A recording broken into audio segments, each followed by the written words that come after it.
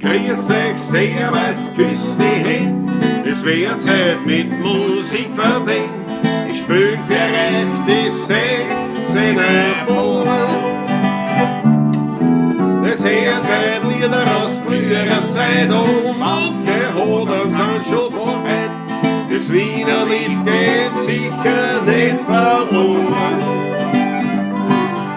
Der Patrick spielt die Harmonika, der Klausi zupft auf der Gitarre. Alles Marke spielt mir noch den Werner Schall. Die Quetsche klingt heute super fein, die Kontra pumpert hintendrein. Und Zange klingt jetzt auch schon recht human. Drum, Leidl, grüß euch, servus, küss die Hände. Es wird Zeit mit Musik verwendet. Ich spiel für euch die 16er Bohnen. Es her Zeit Lieder aus früherer Zeit und manche Hodern sind schon vorheit. Das Wiener Lied geht sicher nicht verloren.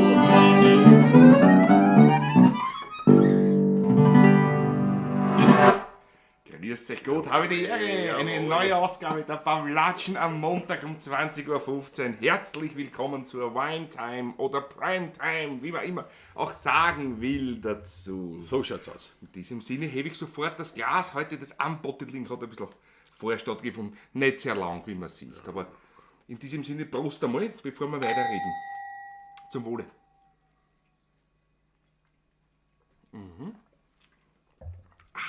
Ja, grüß dich gut, auch von meiner Seite. Hausherrenmäßig quasi sozusagen gleichsam. Studio Bucklige Welt. Die Klause Klaus ist wieder gefragt. Wir haben da ein bisschen einen Käse haben uns aufgeschnitten. Wir trinken jetzt Wein von Karl Lentner. Ein Wasser aus Bad Vöslau. Lentner Karl, einen grünen Veltliner Riedsteinbügeln 2023. Ein gutes Tröpfel, schon öfters gekostet. Jawohl. Also man öfters auch getrunken, nicht nur gekostet, kann man sagen. Ja. Im Chat haben wir was los. Was haben wir los? Susanne Faber ist da, grüß dich Gott, jawohl. Maber ist am Start, die Mama Matthias Mariacha, Franz Peter Brachtl, der Raffi ist da. Es ist Weintime, Matthias Mariacha, jawohl, richtig. Die Spritzerglasel von Aschau. Ludwig Sass ist am Start, Karin Albertine. Grüß Gott, grüß Gott. Karink 30, Bristonic. Also ein neuer Nickname mit dabei. Karin Albertine, Karink 30. Servus. Grüß die. Landtagsstürmer Markus ist da, grüß dich gut. Der Frezl Stadtgruß und sagt raus. Grandios. Der Frezl ist da, Alexander Hauser, Peter Volk mit der Nicole, grüß euch gut. Grüß Gott. Jawohl. KTM-Junkie, habe die Ehre. All my Staff, grüß euch gut und schön wieder dabei zu sein. Und natürlich der erste Gruß geht wieder an die liebe Maggie. Ist schon da, ich hab's noch gar nicht gesehen. Markus Bestonig ist da, Michael Unger, grüß gut. Maggie habe ich jetzt noch gar nicht. Nein, ich habe sie auch nicht hier dabei. Habe ich jetzt noch gar nicht gesehen. Aber bei mir, nachdem bei mir da die allererste ist, die da kommentiert hat, auf meinem, also zumindest bei mir, auch, ja. ist die Susanne Faber. Und Susanne Faber haben wir ja versprochen, das letzte Mal, weil wir die letzte Pawlatschen einen Tag vor ihrem Geburtstag, da haben wir ja nicht gratuliert, weil vor dem Geburtstag gratulieren wir. Macht man nicht, tut man nicht. Nach dem Geburtstag kann man länger ist nicht so tragisch. Ist nicht so das gilt tragisch. immer. Daher wünschen wir jetzt im Nachhinein, liebe Susanne Faber, alles Gute zum Geburtstag und alles Liebe. Und ich möchte bitte herzlichst unsere Pawlatschisti anstoßen zu der Idee, original eine Orgian rote Achteln oder für die Kanalmitglieder eine Orgian weiße Spritzer Glaseln für unsere Susanne Faber rauszuhauen. Her damit, bitte. Ich danke euch schön, alles Gute, Susanne Faber. Markus Volker ist da, guten Abend miteinander, grüß dich Gott, Susanne Moser hat es dazu geschafft. Daniela Schlegel, unsere Principes. Servus. Der Raffi sagt, freue mich schon am Freitag. Also ja, am Freitagmorgensendung, gell? Freitagmorgensendung. Ja, wer das noch nicht weiß, wir haben ja unsere Morgensendung Montag bis Freitag beendet und haben schließlich die Morgensendung auf einen Tag beschränkt, nämlich auf jeden Freitag und dafür nicht auf dem neuen Kanal, sondern wieder hier. Wieder da. Wieder hier beim 16 Uhr TV auf dem alteingesessenen dem Stammkanal sozusagen. Den jahrelangen eingeführten Kanal, kann man sagen, einen richtig. eingespielten Kanal sozusagen. Also da, weil das geht wieder einmal in der Woche, ist jetzt das hat sozusagen den... Verwirrt es niemanden, der da hineinschaut. Ja. Richtig. Und glaubt, da wird heute Musik gemacht. Denn da wird geplaudert über Gott und die Welt. So ist es. So wie eh und je, nur mehr einmal die Woche halt. Genau. Jeden Freitag 9 Uhr sind wir eben wieder am Morgen online. Und ja. Das mit dem K30 ist nicht beabsichtigt. Finger Troubles mit dem Handy. Bravo Markus. Na, was hat denn da schon wieder aufgeführt? Was hat denn die Karin da schon wieder aufgeführt? Bitte erst. Schau mal die Achtelvereine. Die Achtelvereine. Uns hat sich gewünscht den Moped-Star. Und den machen wir natürlich jetzt auch, weil Wir aber in der Klause sind und ich mein Eierschalen habe, den weißen Helm nicht da habe. Fordere mich nicht. Heute unbehelmt heute von meiner Seite. Fordere mich nicht heraus, weil ich habe Helme genug. So ist es nicht. Nein, heute unbehelmt. Ja. Weil er heute nicht da steht. Na, was Weil ist? nicht- Rudi Korbes ist am Start. Rudi, grüß dich, servus, Gott. grüß dich, Jawohl. Gott. So.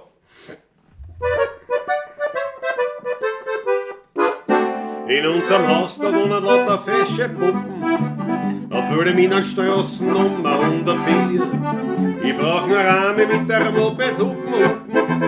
Schon sind die Puppen wie die Wüten vor der Tür. Ich bin der größte Moped-Star, das war ein Pech, wenn ich nicht war. Ich hab eine nagelneiche weiß lackierte Pony. Mit der wäre ich jetzt sagen, was ich kann. Ich hab ein Pony ganz eine neue, das Betone. Komm, schwing die auf, die Puppe, jetzt gehen wir's an. Du streck die Füße nicht gar so aus, sonst komm wir nicht ums 12er Haus. Erst kommt der erste Gang, der hat einen gesunden Klang. Weil meinen Auspuff hab ich längst schon abmontiert. Ja, wegen der Reinigung und der Beschleunigung. Und wenn man's Auspuffrelais so leicht verliert. Schon bei der ersten Kurve steht ein Zeitungsstandel. Da bin ich mit einem 20er Tempo reinbraust. Der Zeitungsstandler, der schaut rein wie der Fernandel. Dabei bin ich schon wieder hinten rausgesaust. Nur meine Puppe hinter mir, die hat im Arsch nicht ein Kurier. Die nächste Kurve ist dort vorn bei uns am Becken. In der Beckenkurven bin ich nicht zum Schlagen. Das muss man sehen, wie ich mich um mit Raum decken. Dabei ist mir mein Puppen hinten geflogen. Zuerst hat sie nicht halten wollen, jetzt hat sie Goschel ganz verschwollen. Jetzt kommt der zweite Gang und dann der dritte Gang. Wenn ich den einen kick, das hört man weit und breit. Drum schalte ich gerne um fürs werte Publikum, weil mit dem Wirbel und die Leute am Boden frei.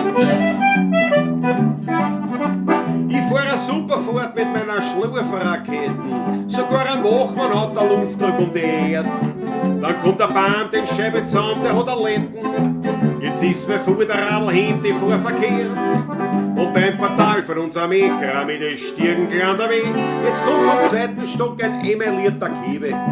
Den haben's von oben voller Wasser oder geschickt. Der Kiwi fällt mir auf die Birne, ich hab einen Tebe. Jetzt nimmst den Kiwi weg, da sieht man nix damit.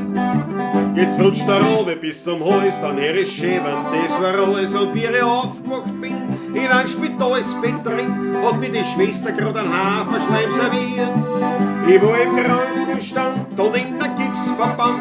Ich frag sofort nach meiner Bonne, ja was war's ja denn bei Bonne? Meine Hände können da sein, nur das Moped muss noch da sein. Meine Haxen können fort sein, nur die Kraxen muss noch gut sein. Hoffentlich ist meiner Bonne nichts passiert.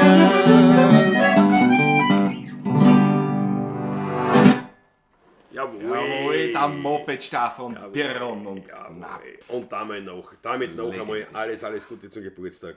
Im Nachhinein, liebe Susanne. Alles Liebe. Ja, jawohl. Wo man singt, da lass dich ruhig nieder. Böse Menschen haben keine Lieder. Bravo, all my stuff. Ein Klassiker der Poesie. Wirklich, schau Wolfsbeck und du die Falsate näher.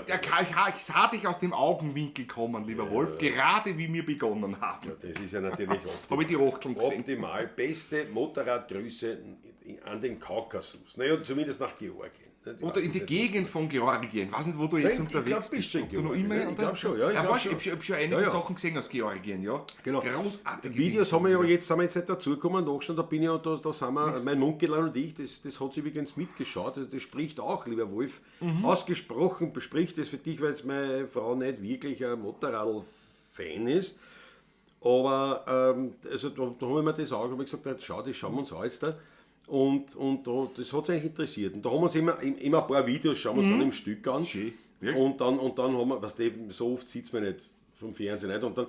Und dann ist wieder, also wenn es wieder gibt, und dann haben wir wieder ein paar. Also ich glaube, jetzt sind mittlerweile, ich glaube 4 Videos sind wir hinten nach.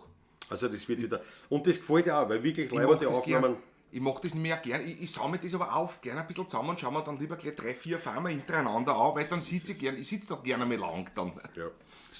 In der Türkei ist er jetzt schon, in der Türkei wieder. Schon weiter. Nein, nicht wieder, ne? Zurück wieder. Eigentlich. Warst du schon in der Türkei? Ja, ist ja über die Türkei hingefahren. Also jetzt rein geografisch. Nicht, dass ich mich also ich bin kein Pfadfinder, weil mich kannst du wo hinstellen, 3-mal im Gras dran und dann war es. Also ohne fremde Hilfe komme ich nie wieder zu einem Wirten, wäre ich schon finden. Der hätte in München mal nicht einmal ins Hofbräuhaus gefunden. Nicht? Also, ja, mit Durchfragen. Ja. Einmal war es ganz extrem, da hat gesagt, Klaus, wir sind eh schon da. So, wo? Sagen wir, da 50 Meter, da vorne ist schon. Ja, aber da sind wir von der anderen Seite gekommen. Durch 3 Hausdurchgänge durchgegangen, weißt du, diese Durchlässe, durch die Passagen durch. Ja, aber mir war mir bewusst, dass wir noch in München sind. Also ja, immerhin. So, was haben wir da schon her? Da geht's zu. Ich danke vielmals Soderle. Wo man sich wäscht, da lass dich nieder, böse Menschen riechen nicht nach Flieder. Bravo, Peter Voigt. Heute haben wir lauter Literaten auch da. Auch gut. Danke, Burschen, sagt die Susanne. Bitte gerne. So. Der Rudi Wesch, Bonis, Kisch, Balaton ist auch wieder da. Einen schönen Abend, ihr zwei und alle, die hier dabei sind. Liebe Grüße und einen schönen Abend mit gemütlicher Werner-Musik. Werden wir haben, werden wir sagen. Schön, dass du dabei bist. Jawohl. Ein Motorradfahrer, Gruß an alle Zweiradfahrer. Einmalig. Ich gehöre ja noch zu den Motorradfahrern, weil ich hab's ja noch. Ich habe meine Maschine oder noch keiner gekauft. Zu den Motorradfahrern. Du hast ja was Größeres als 50 Kubik. Außerdem. Naja, das ist sowieso. Aber mittlerweile, es gilt ja mit 125, gilt man ja auch nicht mehr als Motorradfahrer in dem Sinn. Natürlich ist es ein Schwachsinn. Wobei das war vor 50 Jahren noch anders. Aber vor 60 Jahren. Das ist halt jetzt, nachdem es dann... Ja.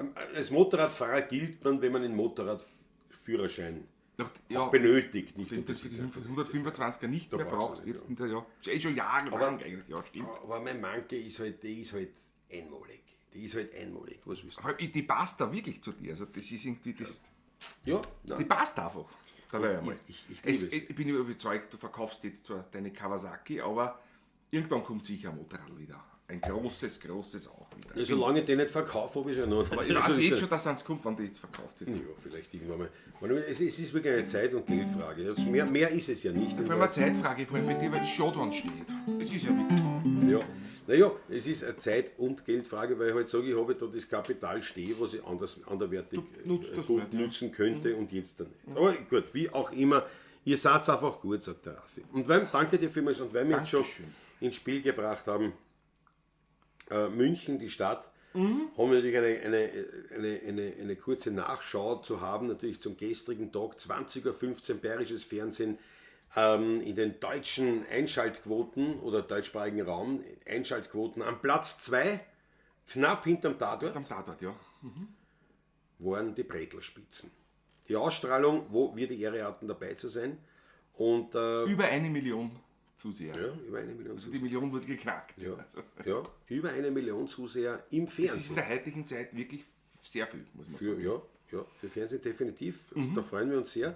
Wir haben ja auch schon also es gibt heuer sicher noch dazu muss man sagen, eine Dialektsendung sozusagen auch noch, die wie österreichisch-südbayerischer Dialekt ist sozusagen, wenn man wie bayerisch ist, nicht? Ja. Mit dieser Einschaltquote zu sagen, das ist finde ich toll, finde ich wirklich toll. Stimmt, ja. Aber es ist schon eine sehr erfolgreiche Sendung. Ja, gibt es ja schon lange. Also im ganzen deutschsprachigen Bereich eigentlich. Ja. Na, absolut, wir waren dabei. Wir sind heuer sicher noch einmal dabei mit dem Lied Meine Banner. Das wird wieder keine Live-Aufzeichnung, sondern so ein Spezial quasi. Diesmal waren wir dabei mit dem Gleichgewicht und mit dem Bummerl. Und für nächstes Jahr, das können wir schon sagen, weil das ist schon fix, haben wir auf jeden Fall Zweimal Aufzeichnungen. Wir haben schon die Termine der Aufzeichnungen und der Ja. Probenarbeiten und so weiter. Das heißt, wir werden sein wahrscheinlich 3-mal nächstes Jahr Könnte bei den sein, ja. Brettelspitzen. Ja, 2 Aufzeichnungen plus eine Plus eine, da eine Spezial. war nicht dabei ist, ja. Ich vermute schon, dass das ist, ja. Ich habe euch gesehen, nicht gelesen. Bravo Fritzl Startkuss. Ja, gesehen, nicht gelesen. Bravo, Fritz! Weltklasse. Ja, nein, war glaube ich, erfolgreich. Das, absolut, also uns hat es ja riesen Spaß gemacht und es ist ja spannend, weil ja doch, ich habe einige Rückmeldungen bekommen von Freunden, die gesagt haben, naja, ist jetzt die Sprettelspitzen war jetzt nicht meine Sendung. Die Sendung ist eigentlich sehr gut, ist sehr gelungen, es ist alles live, das ist alles live, aber viele sagen, das ist nicht meins einfach. Ja, also aber es war halt leibend und wir passen auch hin irgendwie. Und gesagt, also es haben einige durch uns geschaut, die sich sonst wahrscheinlich Sonst nicht angeschaut hätten. Und das ist auch gut. Ja, ist auch gut. Und die haben sich, also die meisten haben wir wirklich positiv gesagt, es war eine leibende Nummer, eine leibende Geschichte. Ob die jetzt Fans sind davon, das immer schauen, kann ich nicht einschätzen, aber immerhin, man hat ein bisschen man hat das einmal gesehen. Positive Rückmeldungen, positives Feedback, was wir bekommen haben von unserer Seite aus. Ja. Absolut. Der Olmestaff sagt, habe mir die Ausgabe des letzten Jahres angesehen. War witzig, aber leider ein bisschen zu kurze Airtime für die einzelnen Künstler. Ist ein bisschen zu hastig durchgepeitscht worden im TV. Naja, kommt drauf an, nein, es kann schon sein, kommt drauf an, was du meinst. Vielleicht hast du diese Spezialsendung gemeint. Weil die ist schneller, glaube ich. Wobei, aber die Nummern sind auch aus. Nicht Nummern sind, ja, das ist schon, hat er nicht gemeint. So. Aber es ist natürlich, das spielst 1000 und dann ist nichts. Dann kommt es zum nächsten, ja. Das ist halt so das Sendungskonzept, ja. Ohne 16er geht die Welt unter, sagt der Raffi. Naja, so weit würde ich nicht Ja, bitte, gehen, das aber ist schon sehr, sehr weit, aber gedacht, aber danke. Peter Bartel denkt über den Begriff Südbayerisch nach, ja. Das ist eigentlich wahr. Südbayerische Raum. Ja, Südbayern ist halt schon. Was ist Südbayern eigentlich? Ich glaube nicht, dass es wirklich gibt, Südbayern. Ne? Es gibt den südbayerischen Dialekt, den habe ich schon gehört, wo auch das Wienerische dazugehört, habe ich auch schon gehört. Also, ja gut, ja. Von dem her mal von der Sprache und so. Naja, gut, okay, das ist ja sehr akademisch. Ja. Auch gesehen, Ehrensache, sagt der Peter Voigt. Dr. Schee, jawohl. Paul Hartmann ist da, guten Abend aus München. Paul und Simon in Air. Simon in Air? Was meinst du jetzt da? Paul und On Air wahrscheinlich. On Air. Ja, nicht? Also, was klar. vermute ich jetzt. Was klar. Naja, on Air eigentlich. Eh. Ich denke nie an Tippfehler, weil mir sowas nicht passiert. Ich habe zuerst einen entdeckt, den habe ich dir noch nicht gesagt, jetzt weil es Ja? schon wurscht war. Wirklich aber. Was für Beim ein? Posting, beim Foto bei der Uhrzeit. Stand nicht 20:15 Uhr, sondern 203 Doppelpunkt 15. Ah, da Das schau. war jetzt vorher jetzt erst aufgefallen, also darum habe ich es nicht mehr erwähnt, aber jetzt kann ich es ja da erwähnen. Bei dem Posting, was war es? Die falsche Also passiert es mir Uhrzeit. doch. Ja. Mir ist nämlich alles Ich das sag dir, aufgefallen die vorher. Tippfehler passieren mir oft, aber das ist halt dann über sich. Patrick gibt den Finger zurecht, weil die Wildcat 5 Euro von Wildcat Sunny, Motto und Mutzi Busa wünschen einen schönen Abend. Weltklasse, ich danke herzlich. Dankeschön. Es gibt natürlich einen Sonderschluck für unsere Nymphensittiche und natürlich unsere Wildcat. Ich danke dir herzlich zum Wohl. Schlucki, ach Schlucki. Sagen wir nicht betrunken. Und wer von euch zwei hat sich beinahe versungen bei den Brettelspitzen? Und es hat sich nicht beinahe wer versungen, sondern Patrick hat sich versungen, allerdings Aber nicht die Tonhöhe versungen, sondern einen Text hängen. Also auf jeden Fall ein Hänger. ein Hänger. Ich habe das ja normal drüber gesungen und wie ich es gesungen habe, habe ich mir gedacht, man wurscht. Ich habe es eh fertig gesungen normal, das ist eh nicht aufgefallen. Wobei es war, diese Aufnahme war es eh nicht. Diese Aufnahme Ich war habe es genau nicht. aufgepasst. Es sei denn, du meinst jetzt bei den zwei Aufnahmen. Und wenn sie da wer versungen hat, dann natürlich, der Patrick ist ganz klar. Ja, jetzt ist klar, nicht? Ja, das ist logisch, nicht Schuldige. Das hätten sie rausgeschnitten. Das haben sie sicher bearbeitet. So.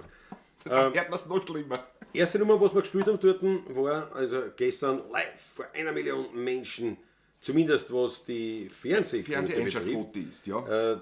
Es gilt ja, das habe ich auch nicht gewusst zum Beispiel, es gilt ja dann für die Einschaltquote allgemein, gelten ja 14 Tage nach der Aufführung, also nach der Premiere quasi im Fernsehen, 14 Tage danach noch die Einschaltquote, die Zugriffsquote Die Zugriffe, die dann noch sind. in der Wochen nachher. DVD. Gilt auch noch für die Einschaltquote. Also da gibt es noch Chancen. Also da geht gibt's noch was. Chancen. Schaut fleißig in die DVD gerne. Warte. Schau, heute vor 7 Jahren zog der Roy bei uns ein. Jö. Ja. Wahnsinn. Welt? Vor 7 Jahren? Vor 7 Jahren. Ich glaube, den hast du länger gehabt, den Roy. Warte mal. Oh ja. Das ist spannend.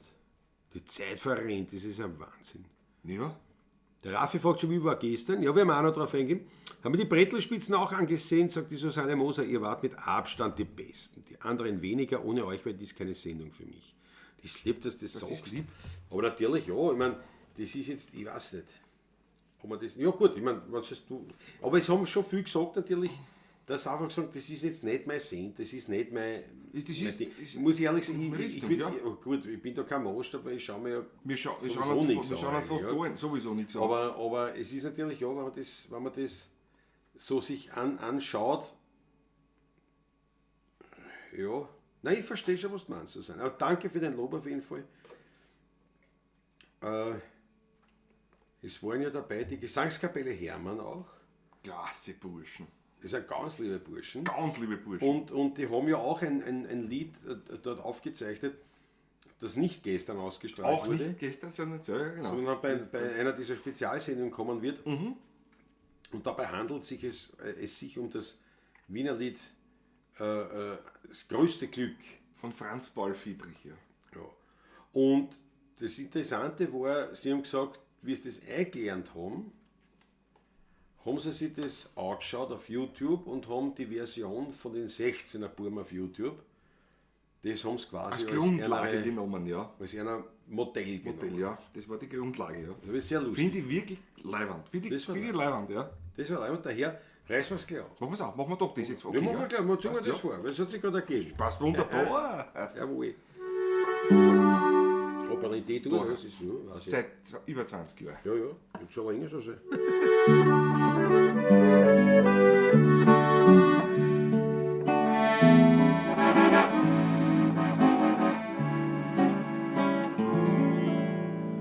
Wie schön war's, wenn auf der Welt nur die Liebe wohnte. Das wäre ein feines, das wäre ein schönes Leben. Wenn alle sich wie die Teufel recht gern haben möcht, kennst denn was Schönes, kennst denn was Besseres gehen? Ja, da tät alles singen und lachen und plauschen von recht liebe Sachen. Da lebt die Freiheit, da gibt's keinen Streit. Ja, das haben wir heute eine herrliche Zeit. Wem unser lieber Herrgott ein Herzl hat gegeben, das lacht und das weint und das liebt, der soll ist nur recht fein in ein Glaskastel lehn, das nicht bricht und das Hermione verdient.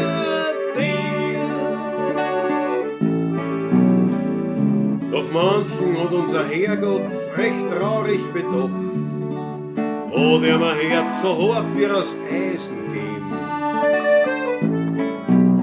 Der findet da keine rechte Freude, aber das Glück ihm nicht lacht, das unser Leben zauberisch macht und schön. Ja, der hat halt für die Liebe kein Verständnis, der weiß nicht, was Glück ohne Ende ist. Wie höher alles klingt, wie froh alles singt, wenn die Liebe ihm ins Herz springt. Wem unser lieber Herrgott ein Herzl hat gegeben, das lacht und das weint und das liebt, der so ist es nur recht fein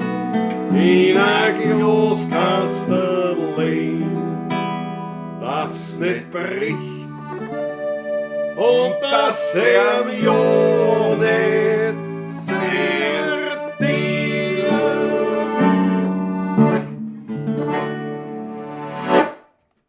Jawohl, bravo, Franz Paul Fiebrig. Das größte Glück. Eine der Paradenummern vom Kurt Gierk. Vom Ja, Kurt stimmt, Gierk das gewesen.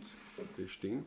Ja, und wie gesagt, und da gibt es auch viele Aufnahmen. Also Gesangskapelle Hermann Hermann hat hat uns sich- beehrt damit, dass sie gesagt haben, nach dieser Version haben wir Freut es mich sehr, weil es wirklich ganz, ganz leibende Burschen sind überhaupt, ja. Absolut. Die ganze Partie. Absolut.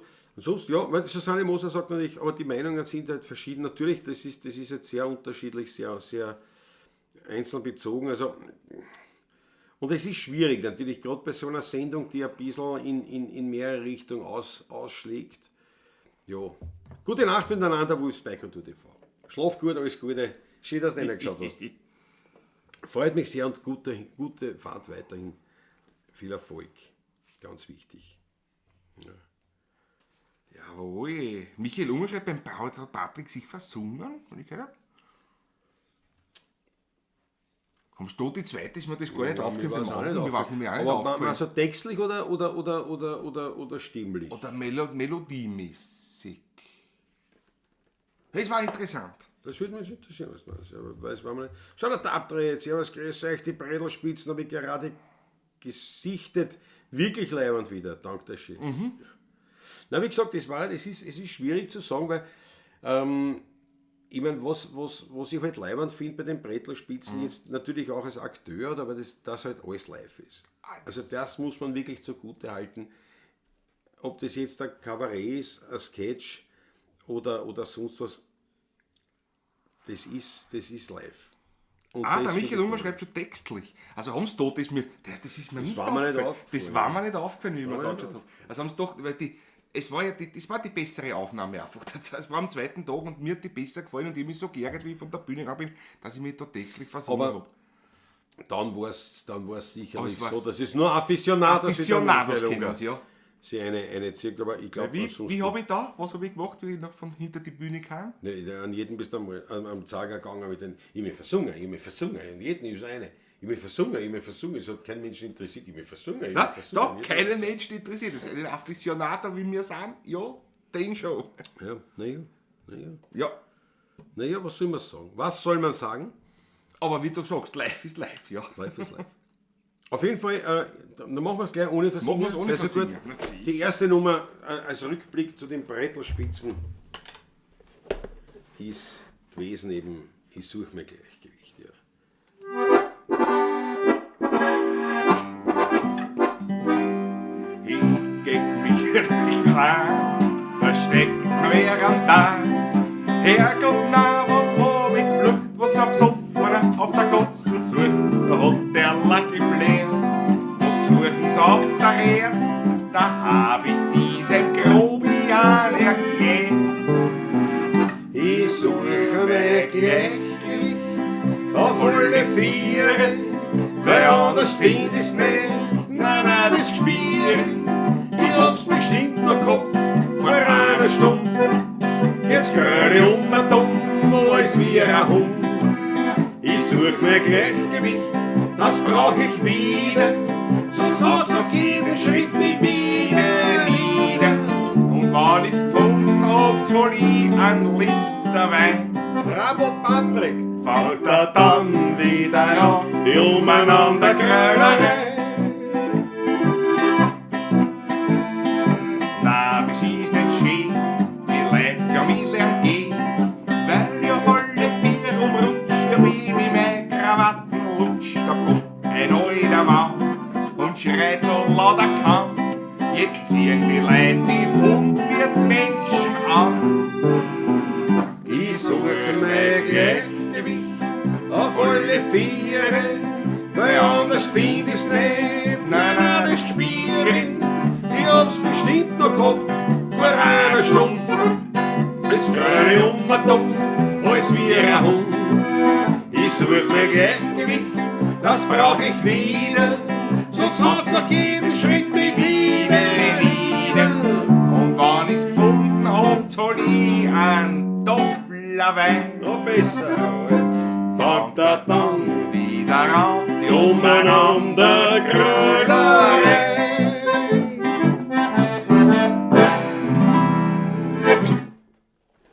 Jawohl, und jetzt ohne textlichen Versingerer. Ja.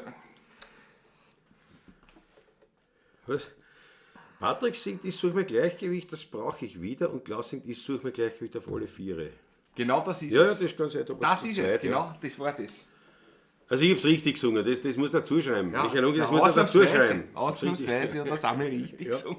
Und diese Zwischenmeldung, eben dieses soll ich einen Liter Wein, bravo Patrick, und dann im zweiten soll ich einen Doppler Wein, und dann sage ich drauf, noch besser, kommt daher, weil sie wollten von uns ja vorweg sozusagen ein Handyvideo quasi, ein schnelles Video, für uns natürlich nichts einfacher als das, wo man eben das Lied hat. Und wir haben das halt so live eingespielt, mehr oder weniger daheim im Studio. Und ich habe das eben so gesagt, bravo Patrick, wie soll das? Und das habe ich dort natürlich nicht gemacht bei der Probe, und es ist schon die Regieassistenz gekommen, erst da, weil die um den Text natürlich Genau so übernommen. Wie ist denn das? Sagst du das jetzt oder sagst du das nicht? Weil bei der Aufnahme ist es so, bei der Aufnahme wird das geschaut. Und darum haben sie gesagt, na sag's, es passt. Und seitdem sage ich das, und jetzt traue ich mich das, und jetzt denke ich mir jedes Mal, wenn ich das eine sage, das klingt ja wie eingelernt. Das war immer spontan, aber jetzt sage ich immer das Gleiche. Das ist ja Wahnsinn. Weil eigentlich, es war nicht so ganz klar definiert, wie die Aufnahme sein soll. Es ist nur um das Stück gegangen, habe ich geglaubt. Und nicht um die Moderation oder was mir dazwischen eben, ne? Jetzt wissen wir das auch, dass das so... Ja. Die haben das Nummer quasi, das, so schickt man es ein, das ist quasi, so spielen wir es. Ne? So haben wir es gespielt, aber die Quatscherei... Naja, die Quatscherei, aber das halt, ja. Die haben das wirklich also alles für Punkt komplett genommen, die ganze Aufnahme genommen, ja.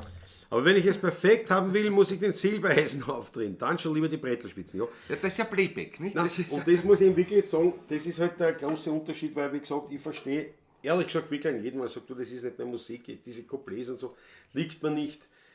Diese Song, das verstehe ich voll. Also, wie gesagt, ich selbst wäre wahrscheinlich auch keiner, der sich anschaut, in dem Sinn. Weil, aber es liegt daran, dass ich mir sowas halt nicht also überhaupt jetzt nicht, keine Shows anschaue. Und wenn man sagt so Musik, ja, ich habe das auch nicht, aber also ich verstehe das voll. Das, wo ich wirklich sage, das möchte ich denen zugute halten, wirklich und zwar mit einem doppelten unterstrichenen Hurra, ist eben, dass alles wirklich live ist. Das ist also, das hätte ich nicht geglaubt damals, dass das überhaupt noch gibt. Bevor wir dabei waren, ja, wie das ist, da sind ja, weiß nicht, 25, 30 Künstler am Laufe des Abends, 30 oder, ja sicher. Ja, es waren über 40 Mikrofone. Das heißt, über 40 Mikrofone dort liegen. Mit den Instrumenten. Mit den Instrumenten und so weiter zusammen, und das wird alles da rein nach oben gespielt, das ist alles koordiniert und so weiter, alles. Also dieser Aufwand, 40 Mikrofone da zu haben, während so einer Live-Sendung, die dann in einem Tour aufgezeichnet wird auch. Außer es passieren irgendwelche gröbere Fehler oder irgendetwas, dass irgendein Tisch umfällt, ein Luster runterfliegt, was man alles schon erlebt hat, oder so irgendwas, dann wird kurz unterbrochen, wird das noch einmal kurz. Ja. Aber sonst, es ist alles live. Also das, nein, also die es Musik, gibt ein bisschen das Wiederholung. ist live. Ja, die Show, da hast du dann irgendwas, was nicht passt, aber die Musik, oder das ist, da ist nichts eingespielt, da ist kein Playback, kein Halbplayback, nichts. Ne? Jawohl, schau, der Wolfgang ist da schöne Grüße aus Bad Ischl, jawohl. Er ist auf Volksmusik unterwegs. Weltklasse. Susanne Moser sagt, ich möchte fast sagen, zu Recht. Ja. Aber das soll man nicht sagen, Kollegen gegenüber. Silbereisen würde ich niemals anschauen. Niemals! Schreibt sie, ja. Tatsächlich habe ich mir das schon angeschaut, war ich schon mit der Uschi. Aber eigentlich wirklich aus Jux und Tollerei, muss ich echt sagen. Und weil es mich natürlich schon ein bisschen beruflich interessiert, wie so eine Show aufgezogen ist. Aber ich meine, es ist schon, also, ja, das ist wirklich nicht mehr Welt. Also, es ist eine andere Welt. Also da würde ich mir was heißt, das ist gar nicht einmal im Ansatz im Vergleich mit Brettlerspitzen, nicht einmal im Ansatz. Das ist einfach so eine Volkssänger-Revue, diese Art dieser Revue und dieser Couplets hat also vor allem im bayerischen Raum einfach eine alte Geschichte, eine Tradition. In München eine irrsinnige Tradition, ja. Und das merkst du, es ist da anders. Ja. Bei uns ist das nicht so verbreitet eigentlich. Ja. Kulturell gesehen. Das ist eigentlich viel. Es war eine Zeit lang schon, wie es die Pavlatschen noch gegeben hat. Früher so im 19. Jahrhundert hat es diese Sachen schon gegeben. So enorm viele Couplets. Was auch Mika geschrieben hat und so weiter. Sioli Wiesberg und die ganzen, wie soll die heißen? Brüder Hauptmann und so. Die haben das etliche so. Aber die sind eigentlich bei uns nicht mehr so en vogue dann gewesen. Die sind dann irgendwie weggekommen. Ja. Nein, es war Im schon, aber 19. Jahrhundert war das schon noch durchaus es war vorhanden, aber das war nicht wesentlich. Währenddessen ist im Bayerischen wirklich Beckenschachtel ein und diese richtiger, ganzen Coupletsänger, die es da gab. Ne? ja, aber es ist dort anders. Das ist- sind auch andere Couplets, das ist anders. Ja, einfach. manches überschneidet sich, ja. Ja, natürlich, wie immer, ja. Wie immer. Ja. Ja, Michael Unge kann ich da sagen, auf das, weil der Michael Unge schaut, ist die Quatscherei von Tom und Basti auch, ja, das ist alles bis ins Detail, alles genau so muss das sein. Liegt Ganze daran, Quatscherei, dass sie mit den Kameras arbeiten müssen. dass man so richtig Und- führen kann und dass das passt, ja. Und das, also wenn ich jetzt zum Beispiel, wenn wir jetzt spielen das Lied und ich sage, der Patrick sagt, zahl ich einen Liter Wein und ich sage drauf, bravo Patrick, dann muss irgendeine Kamera auf mir sein, weil sonst nachher irgendeiner, der sagt, bravo Patrick, ist aber nicht im Bild. Ja, also das ist also aus diesen Gründen. Und dort ist halt auch, weil da geht es auch um die Pointen, nicht? Wer liefert, also wer bringt jetzt quasi so die Geschichte, wer liefert zu, wer setzt die Pointe. setzt die Pointe, ja, und jetzt fahren müssen die Kameras darauf hin. Also es ist gar nicht einmal so auf wortwörtlich, aber fast. Also Aber es fast, muss schon, also Spielraum hast du Nein, nicht. kommt sofort die Regie und sagt, na bitte, das nochmal bei der Probe, nein, das habt ihr anders gesagt, da war statt wir uns oder so und nein, so nicht und so ziemlich streng, die ganze Geschichte, ja. Schau, ich bin überrascht, auch der Raffi sagt, auch er würde nicht Zielweise schauen. Ja. Aber also, das muss ich echt sagen, also das habe ich mir wirklich angeschaut. Ich Weil man fahrt im Shell war und weil es mich Silbeisen, interessiert. die Show, ich hab's noch nie gesehen. Ja, ich weiß gar nicht, Silbeisen, aber halt, wo halt der Silbeisen moderiert hat, irgend sowas halt. Ne? Was er da im Fernsehen, was er sieht, das Ich habe den Florian Silbereisen nur als kleinen Buben schon gesehen, Wirklich? aber da hat er noch mit der Steirischen gespielt, als so ein steirischer Harmonika. ja, gut, Bube war er da unterwegs. Der hat beim Hermann Huber gelernt. Bayerische Harmonika-Legende, ja. Der wird das auch können. Kann er. Der kann nämlich wirklich Harmonika spielen. Also, Aber es keine ist, halt Frage, so, ja. es ist halt so wie mit allen in dieser Schlagerbranche.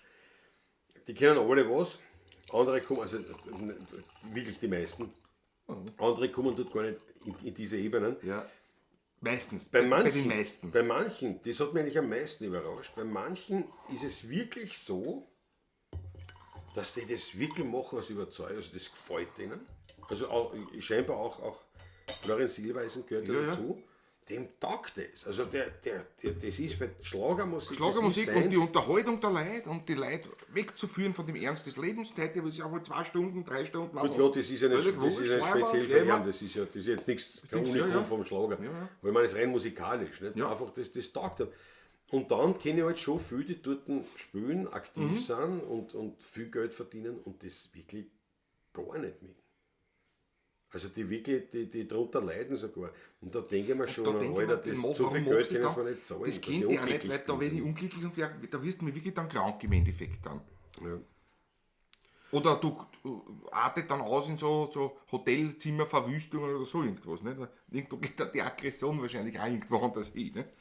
Der eine kriegt einen Monk, der andere zertrümmert das Hotelzimmer vielleicht. Naja, das muss nicht. Nein, aber Drogen nehmen Aber, jetzt viel. oder Nicht? drum, ja genau. Naja, das Weil ist genau du hast natürlich schon den größten Drogenumsatz im Musikbusiness, findest du natürlich in der Schlagermusik. Und das hat 2 Gründe. Wahrscheinlich, weil es dort wirklich ums meiste Geld geht. Also wo ja wirklich dermaßen viel Druck herrscht. Das ist ja nicht so. Ist ja kein Business, was du wohlfühlst. Also ich sicher nicht. Das ist das eine. Und zum anderen, wo natürlich eben tatsächlich, wo es halt um viel Geld geht und du auch viel Geld hast. Das heißt, Drogen ist dort jetzt auch finanziell kein Problem.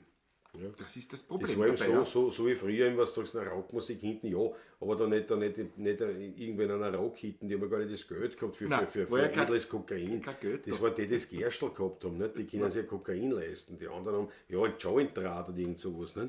Aber für mehr war ja nichts. Nicht? Und das hast du halt in dieser Schlagerbranche drinnen.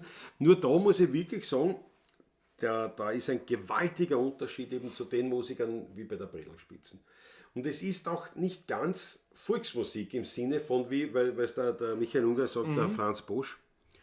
Das ist jetzt wirklich die authentische Volksmusik, wie es ist. Und ich sage jetzt einmal so, die Musiker, die bei den Bredelspitzen sind, die wir da kennenlernen durften, sind sehr stark Also viel näher zur Volksmusik, zur Tradition, also zur authentischen Volksmusik. Aber auch nicht jetzt, also vor allem tut er nicht 1:1. Also das ist nicht die reine Volksmusik dort. Das ist eben ein bisschen weitergehend. Aber es ist lang kein Schlager. Das ist eben das Spannende. Es ist eine eigenartige Geschichte. Es ist eben, so wie es heißt, die Bretelspitzen, die Volkssänger-Revue. Ja. Zum Wohle einmal. Der Raffi sagt, das ist keine Musik für mich. Ja. Raffi, ehrlich gesagt, für uns auch nicht. Also diese Schlagermusik und volkstümliche, das ist für mich auch keine Musik. Aber ich schaue mir das schon mitunter an oder versuche ein bisschen aus dieser Branche auch was zu lernen oder da mal reinzuziehen. Das finde ich ganz interessant natürlich. Ja. Aber jetzt, also Musik ist es wirklich nicht. Peter Brachtl hat sich nebenbei jetzt in Stream angeschaut, die 2 Nummern in der Show. Weltklasse. Peter Brachtl. Danke, Peter. Michael Unger meint, denk mal, Semino Rossi kann ohne Playback auch singen. Kann er, weiß ich, definitiv.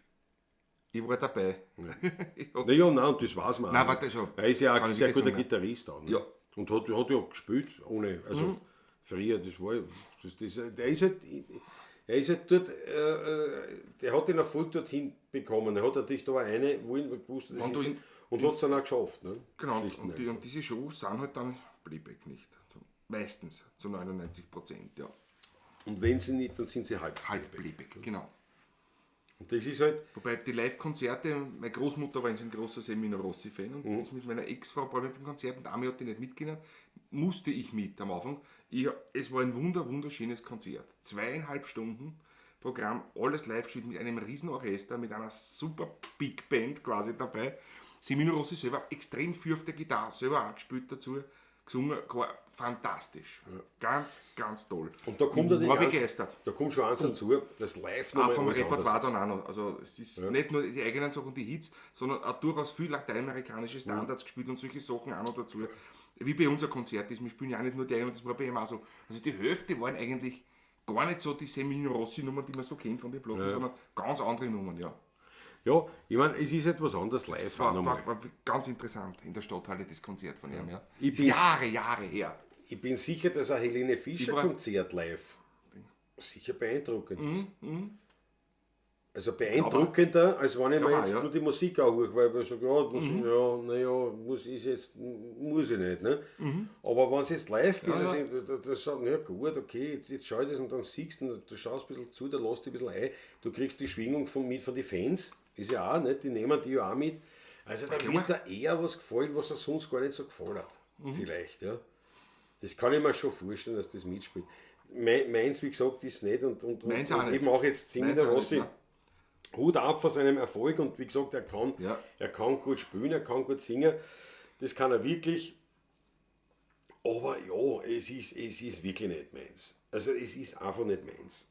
Aber man muss neidlos anerkennen, die haben einen mörderischen Erfolg und das ist die Nummer 1 in der Showbranche. Also das ist die volkstümliche, die Schlagermusik, schlagt jede andere Musikrichtung, inklusive Popmusik, um Längen. Man muss sich vorstellen, die Helene Fischer ist gestanden in den Forbes-Listen der Top-Verdiener. Unter den Top 10 der reichsten Musikerinnen der Welt. Die, laut Forbes Magazine. Die reichsten Musikerinnen der Welt ist die Helene Fischer unter die Top 10 gewesen. Und da haben natürlich viele Amerikaner gesagt, who the fuck is Helene Fischer? Wer ist das? Das ist German Singer. Aber da siehst du, was da für Geld rennen kann. Unglaublich, ja. Und da haben wir halt natürlich, das ist ein Erfolg für viele, weil die sagen, jetzt haben sie es geschafft. Zum einen, Gratulation an jene, die das wollten und die dort hingekommen sind. Es ist verlockend, für einen Erfolg zu haben, viel Geld zu verdienen, aber für mich wäre das ein Misserfolg. Dort, muss ich echt so sagen. Ein Erfolg in der Schlagerbranche wäre für mich ein Misserfolg. Von meinem Leben her. Ich wäre Kram gebeugt, schon, weil es einfach nicht mein Ding ist, da permanent dann Playback zu singen. Oder schon. Dieses aufgemaschelte Showgeschäft, immer in Kostüm. Ja, das so. Dieses ja, und auch die Herzlosigkeit im Business. Und die Herzlosigkeit im Business, ja, völlig. Ja. Bei den Bredelspitzen ganz anders, weil wir sind wirklich eine Familie. Das ist Wie auch- kann der in der Zwischenzeit sagen, das ist einfach. Ja. Aber auch weil es kleiner ist natürlich. Das Natürlich, auch, erstens muss das, man sagen, ne? dann, da geht es um eine andere Kohle, da geht es um was ganz, das hat ja einen ganz anderen Ding, aber wenn das wirklich, da geht es ja um so viel Geld, dass es ja da um so viele Details geht. Und es wird man ja so gar alles nicht von bedenkt, Juristen ja. durchgedacht, weil dass da ja nichts passiert, weil das ist einfach, die Garderobe ist dort und dort ist die Bühne und dazwischen sind 10 Meter, da muss ich durchs Freie. Das kann schon zu einem wirklichen Problem, weil wir sagen, das ist Winter. Da sagt dann das Management, nicht? Also meine Künstlerin, was weiß ich, Helene Fischer, wird sicher nicht 10 Meter durchs Freie gehen im Winter. Die Helene Fischer, die vielleicht sagen, das ist mir wurscht, gehe ich durch. Aber das ist ein Management, ja, das rennt ja, ganz das rennt anders. anders, Die ja. Juristerei dahinter, Ja. das läuft ganz anders. Also das ist nicht mehr wild. Nein, Also, meine auch nicht. da könnten wir ja gar nicht das machen, was wir Das kann jetzt ich, machen. ich kann ja nicht das. Da kannst du spontan sein. Ich kann nicht spontan jetzt da was sagen. Das geht dürfen wir nicht überhaupt machen. mehr. Ein Pavlatsch, dürfen wir Nein, vorher machen. und glaub, sicher nicht. Also ja, auch nicht, die genau vorher... Da ist der Regisseur und Ja, Regie okay. und das wird früher abgenommen und so weiter und dann, das war es, ja. Na, Alter, das machen wir. Nein, mit Trinken drauf, Trinken, dass wir, nein. dass wir das so machen, wie wir es machen. Ja. Auf euch jetzt einmal. Aber nichtsdestotrotz, es gibt ja Leute, die für das gemacht sind und denen taugt das. Und ja, soll sein. Ne? Da bin ich jetzt nicht so. Ihr wart aber nicht die einzigen Österreicher dort, oder? Nein, Michael Unger, es waren eben die Gesangskapelle Hermann. Wer? Nein. Nein, wir waren die Das war bei nur mir, ja. Österreicher, ja genau. Hannes Spießlin, alle liebe Grüße aus Grüß dich gut. Burgstall an der Erlauf im Servus. schönen Mostviertel. Hannes, grüß dich gut. Grüß dich. Mit Top-Jodler Barrank da an, das gefällt mir wieder. Jawohl. Die Musiker sind von Helene Fischer sind auch alles. Du, in der Schlagerbranche hast du nur Profis. Und zwar die bestbezahlten und die besten. Das ist schon etwas, was viele unterschätzen. Die glauben, das ist die Trottelmusik für die Dinge. Ja, teilweise ist aber es ist, dieses Business ist so professionell, dass es schon ungut ist. Da ist das. Also, da hast du keinen Pfuscher. Gar nicht. Da ist sogar der Heiselputzer ein Vollprofi. Das ist wirklich, das ist so dermaßen Da durchgestylte. ist nichts dem Zufall, aber nicht Perfektion. einmal irgendetwas dem Zufall mehr überlassen tut. Ja? Wer die Tier aufmacht, weißt, ist geregelt. Weißt? Das ist Und da gibt es schon Profimusiker, die sind dann halt so Live-Musiker oder Studiomusiker, die wirklich von sich aus dann sagen, da verdienen sehr viel und alles passt auch, die aber wirklich sagen, ich muss aufpassen, dass ich nicht zu viel spiele, sonst komme ich nie aus dieser Branche raus. nie wieder dann. Obwohl Da sie bist dort du das drinnen. meiste verdienen. Und wenn du mal da drinnen bist, ich meine, bleiben wir die mal sagen, Herr, Entschuldige, das ist der Zenit. Ja? Also wenn ich jetzt Gitarrist bin, Studiomusiker oder Live-Musiker und ich spiele die ganze Zeit bei Größen wie Helene Fischer, wie heißt der unserer, der Tiroler,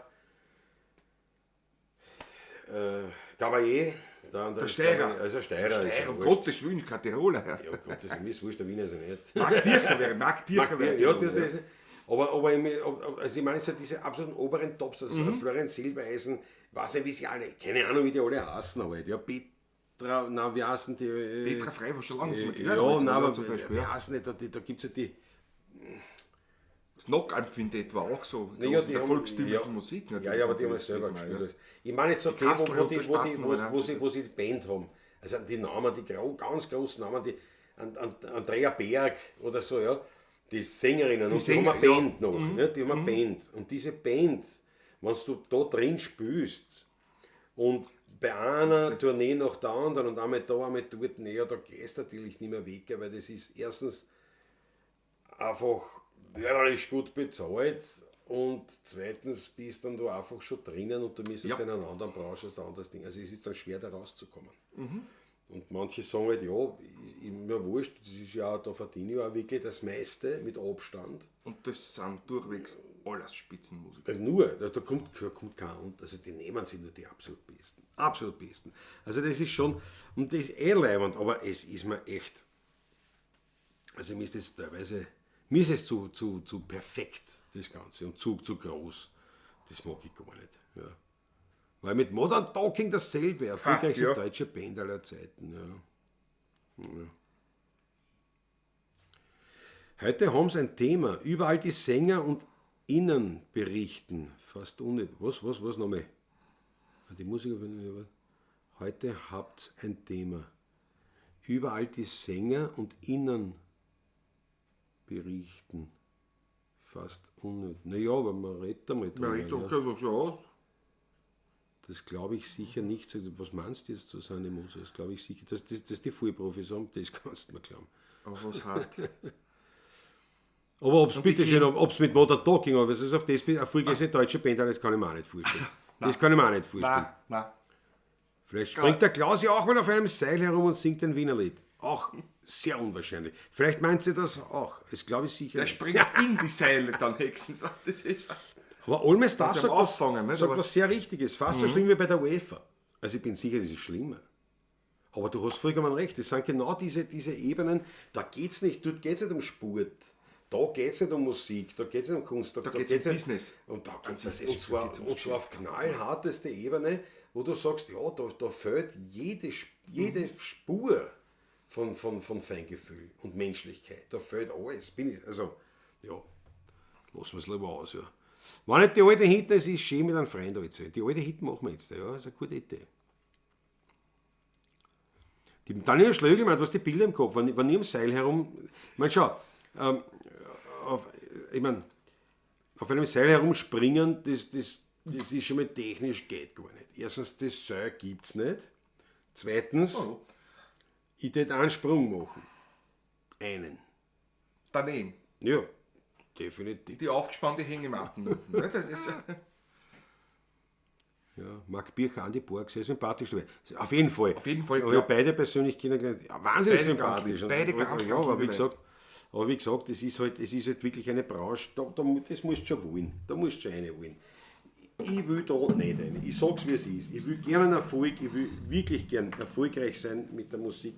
Wir sind erfolgreich, jetzt, weil wir ja viel Glück haben und uns glücklich fühlen und dann Spaß haben und eine Freude haben. Und wenn ich sage, ja, wenn wir mehr haben, auch schön, wunderbar. Aber also ich würde es nicht um den Preis, nicht um den Preis machen. Nicht aufgeben, Nein. wie wir es jetzt machen. Das möchte ich nicht. Ja, kommerziell, Verkaufszahlen, technisch leider ja. Ja, das ist einfach, was die Modern Talking oder was? Naja, gut. Naja, wieso leider? Mein Gott, nein, das war's halt. Gibt es ja nicht mehr, insofern ist es nicht so tragisch. Ne?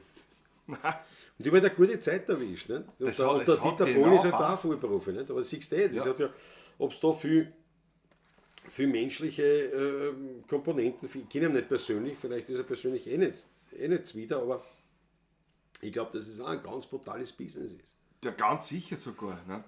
Und dass da nicht viel ist Herz so. mitspielt und Nein, da nein, geht es nein, nicht um viel Geld. Wahrscheinlich wird es so sein und dann ist halt Geld, Erfolg und irgendwann kann sie nicht in den Spiegel schauen, da muss sie zu Drogen greifen. Das machen sehr viele in der Branche. Ne? Weiß ich, Das ist ein Fehler. Der Polen auch macht, weiß ich. Aber wie gesagt, es gibt ja, genug, das weiß man. die wirklich da gern drin sind, die das wirklich gern machen, denen das voll taugt. Das kann ich mir fast noch weniger vorstellen, aber es ist ja so. Ein Drahtseil, meint der Hannes Spießleiner. Ein Draht, ja, aber das Drahtseil, das muss ein Seil sein vom Doppelmeier, von irgendeiner Seil. Stahldrossen ist das. Ja, genau, das muss mehrfach. Na gut, da machen wir die alte Hitten für den Rudi Korbes, jawohl. Wie fahren Containerschiff. Also, Ja, genau. Stahldrossen, Ja, die drehen wir aber da. Und da können wir Gut, drüber reden. die sind auch so brat, da Ja, geht, da da gehen wir geht's schon fast wieder. schon wieder fast geht Da drauf. geht schon wieder. Weil ich vorher ein Butellerl einwirf nicht, und dann über dieses Drahtseil hinüber schwanke. Ja, das kann jetzt gar nicht so viel. Na gut, also die alte Hitten für den Rudi Korbes. A ganz alte Hitten, verdeckt von der Sonne, a Pflaster der Gossen, dort bin ich geboren. Im Hinterhof da steht verlassener Baum, nicht ein Fleckerl, ein grünes, nur Steiner und Land. Dort hab ich als ganz Kind gelebt dort war ich daheim.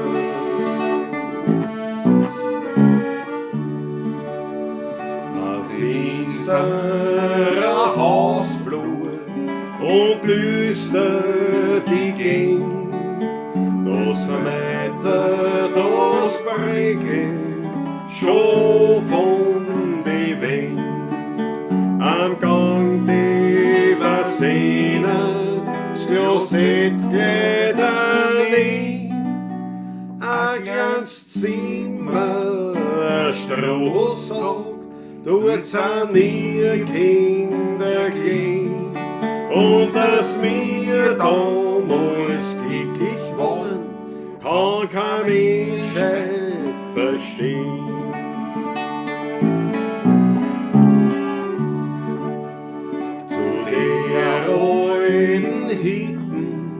Zieht's mich manchmal hin, dann weiß ich dann, dass ich ein Fremder dort bin. Ich denk zurück Jahrzehnte und da wird mir klar, dass trotz Armut meine Kinderzeit so wunderschön war, dass trotz Armut meine Kinderzeit so wunderschön war.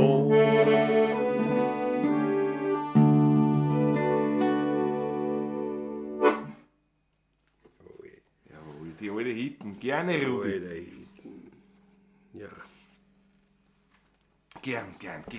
Schöne Nummer. Der Allmeister, die Simone aus Herzogenburg hat sicher genügend Männer in den 90ern den Kopf vertraut. Nicht? Das haben sie alle können. Das haben sie alle können. Das ist es so. Ja, Ja, das hat natürlich auch sicher dazugehört, ja. definitiv. Sicher, Ja. ganz sicher. Aber meine Herrschaften, wir kommen zu einem sehr, sehr traurigen Thema, das wir jetzt ansprechen wollen und müssen und sollen aus unserem tiefsten Herzen heraus, weil wir ja jetzt gerade davon geredet haben, wie herzlos die Musikbranche ist im Bereich der Schlagerbranche. Wir wollen nicht so herzlos sein, oder wir sind es nicht so, glaube ich, kann man wirklich sagen. Wir Nein. nehmen Anteil an den Menschen, mit denen wir zu tun haben. Ja. Da muss man natürlich auch jetzt fairerweise sagen, es sind ja nicht so viel, also es sind jetzt keine Millionen, mit denen wir agieren, aber es sind trotzdem Menschen, und wenn du dann halt dann eben hörst und liest, mein Gott, ihr wart super, oder da war man und dort war man und eine Gratulation, und dann bist du irgendwo und dann sind die da und sagen, erst ja, ich hab Freund mitgebracht und wie auch immer, und man plaudert kurz. Also ergeben sich ja, vor allem dann im Laufe von 30 Jahren bei einigen auch, kann man sagen, durchaus Freundschaften. Durchaus auch Freundschaften, ja, genau. Und umso trauriger ist es natürlich, wenn etwas durchaus auch unerwartet, sagen wir jetzt einmal, endet.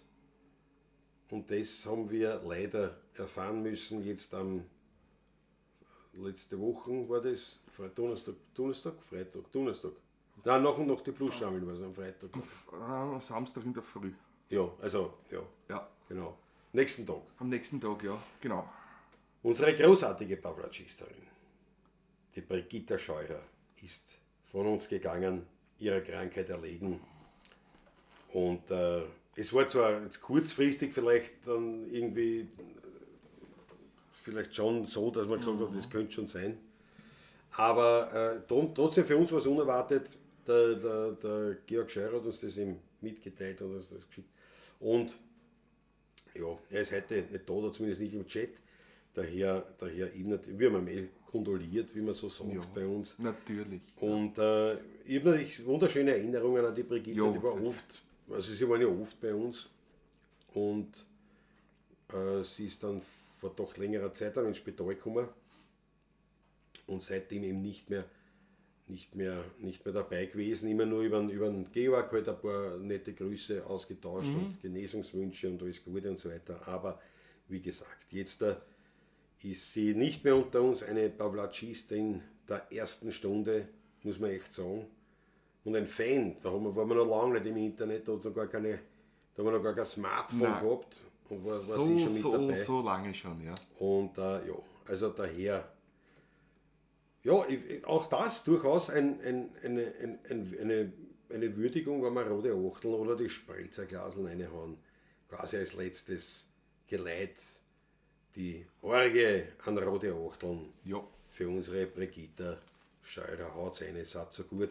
Wir nehmen einen ordentlichen letzten Schluck auf ihr Wohl. Möge sie am ewigen Heurigen, in der ewigen Buschenschank sitzen und dort weiterhin die Musik genießen, die sie geliebt hat. Brigitta, danke für alles. Prost, Brigitta, ja.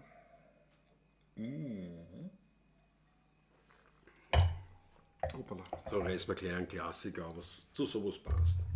Da willst du noch aussagen. Also, Nein. das gehört dazu, nicht? Der Wenn du angeraucht der hast. Rauch, das Ding. Passt schon. Wenn wir es zusammenbringen, bringen wir schon zusammen. Ein Glas, erst ich weiß jetzt gar nicht, von wem die Nummer ist. Gelernt von Stadelmeier Gruppe haben wir Ja, aber wer es geschrieben hat, weiß ich weiß nicht. jetzt Aber auch nicht. die Nummer passt ein echtes Wiener Lied, wenn man so will. Ja.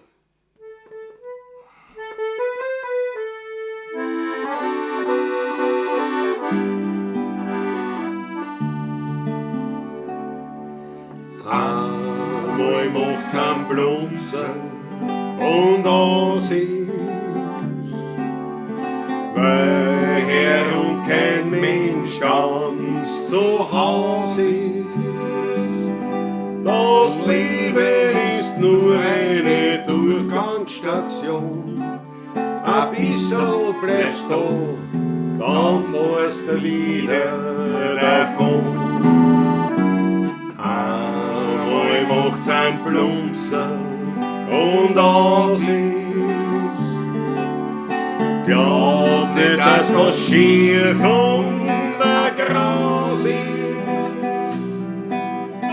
Du wachst einmal auf und eine Stimme sagt zu dir: Petrus ist mein Name, komm einer zu mir.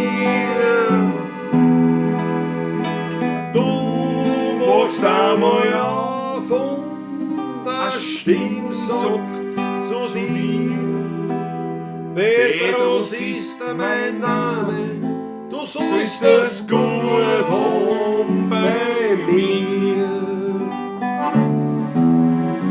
Leb nur dein Leben ist heiter, trinke nur dein Glasl Wein, denn das Rad der Welt dreht sich weiter und es wird immer so sein. Aber einmal macht's am Plumpsen und aus ist, weil Herr und kein Mensch ganz zu Haus ist. Das Leben ist nur eine Durchgangsstation, ein bisschen bleibst du, dann fährst du wieder davon. Einmal macht's ein Plumpsen und aus ist. Glaub nicht, dass das schier und ein Gras ist. Du wachst einmal auf und eine Stimme sagt zu dir: Petrus ist mein Name, komm einer zu mir.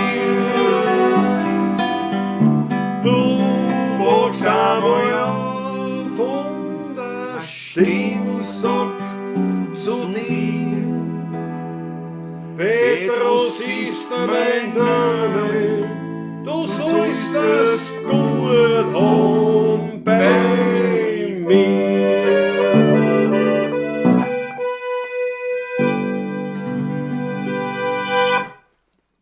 Jawohl. Brigitta. Jawohl. Ja, das sind die. Gehört halt auch zum Leben dazu. Das sind die Tage. Schau, Georg Scheurer ist da. Georg Schörer. Georg, servus. Danke euch beiden und allen Pavlacisti für die Anteilnahme. Liebe Grüße, Georg, im Namen der Schörer Family.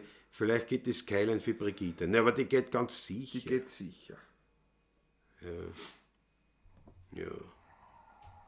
Schön, dass du dabei bist, Georg. Gefreut mich, dass ich da von dir lesen darf. Dann trinken wir jetzt aber auch einen Schluck auf unseren Georg. Jawohl. Georg. Viel Kraft und was der. Uhren steif halten, weißt du. Meine Rede immer. Unsere Rede. Und wenn wir uns sehen, wir können uns nicht einmal gescheit herzeln, wenn wir unsere beiden Arme sind zu kurz für das, dass wir uns wirklich umarmen können, aber wir können es zumindest andeuten, Georg. Ich freue mich, wenn wir uns wieder sehen und Freue mich auch. wenn wir da das dann persönlich nachholen können, aber jetzt einmal auf diese Weise. Und ja, jetzt natürlich die Skyline, ganz klar. Natürlich. Ich fass schon auf. Pass auf, wirklich einen mittleren Schluck nehmen müssen.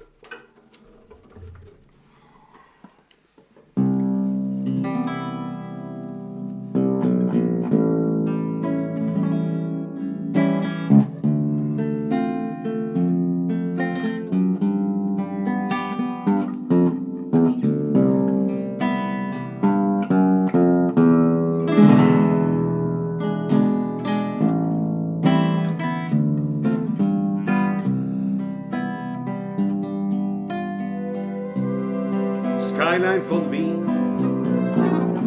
du lebst in mir drin.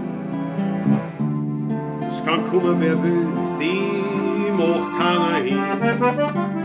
Du beruhigst mich und du bist mir vertraut. Du bist mächtig und manchmal auch zerbrechlich. Skyline von Wien, du bist die schönste Wienerin. Den Neidern und Heuchlern hast du immer verziehen. Bin ich einmal fort, brauch ich kein Souvenir. Skyline von Wien, du lebst tief in mir.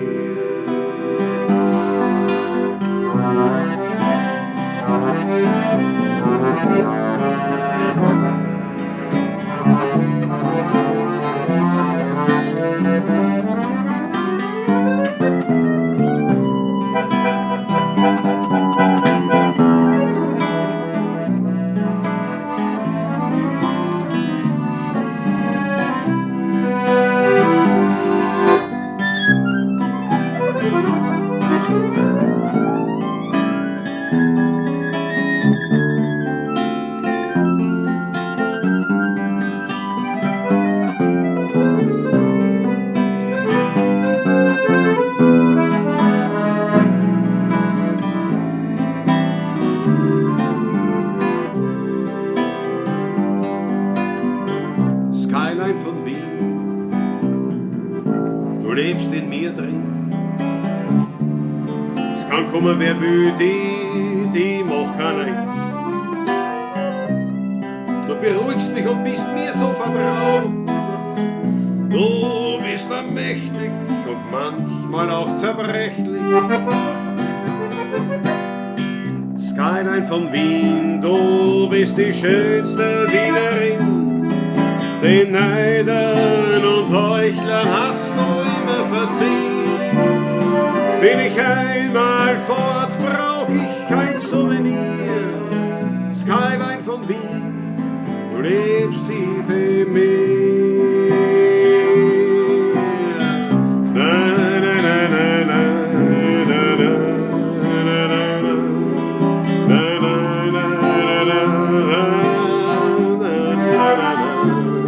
Bin ich einmal fort, brauch ich kein Souvenir. Skyline von Wien, du lebst tief in mir.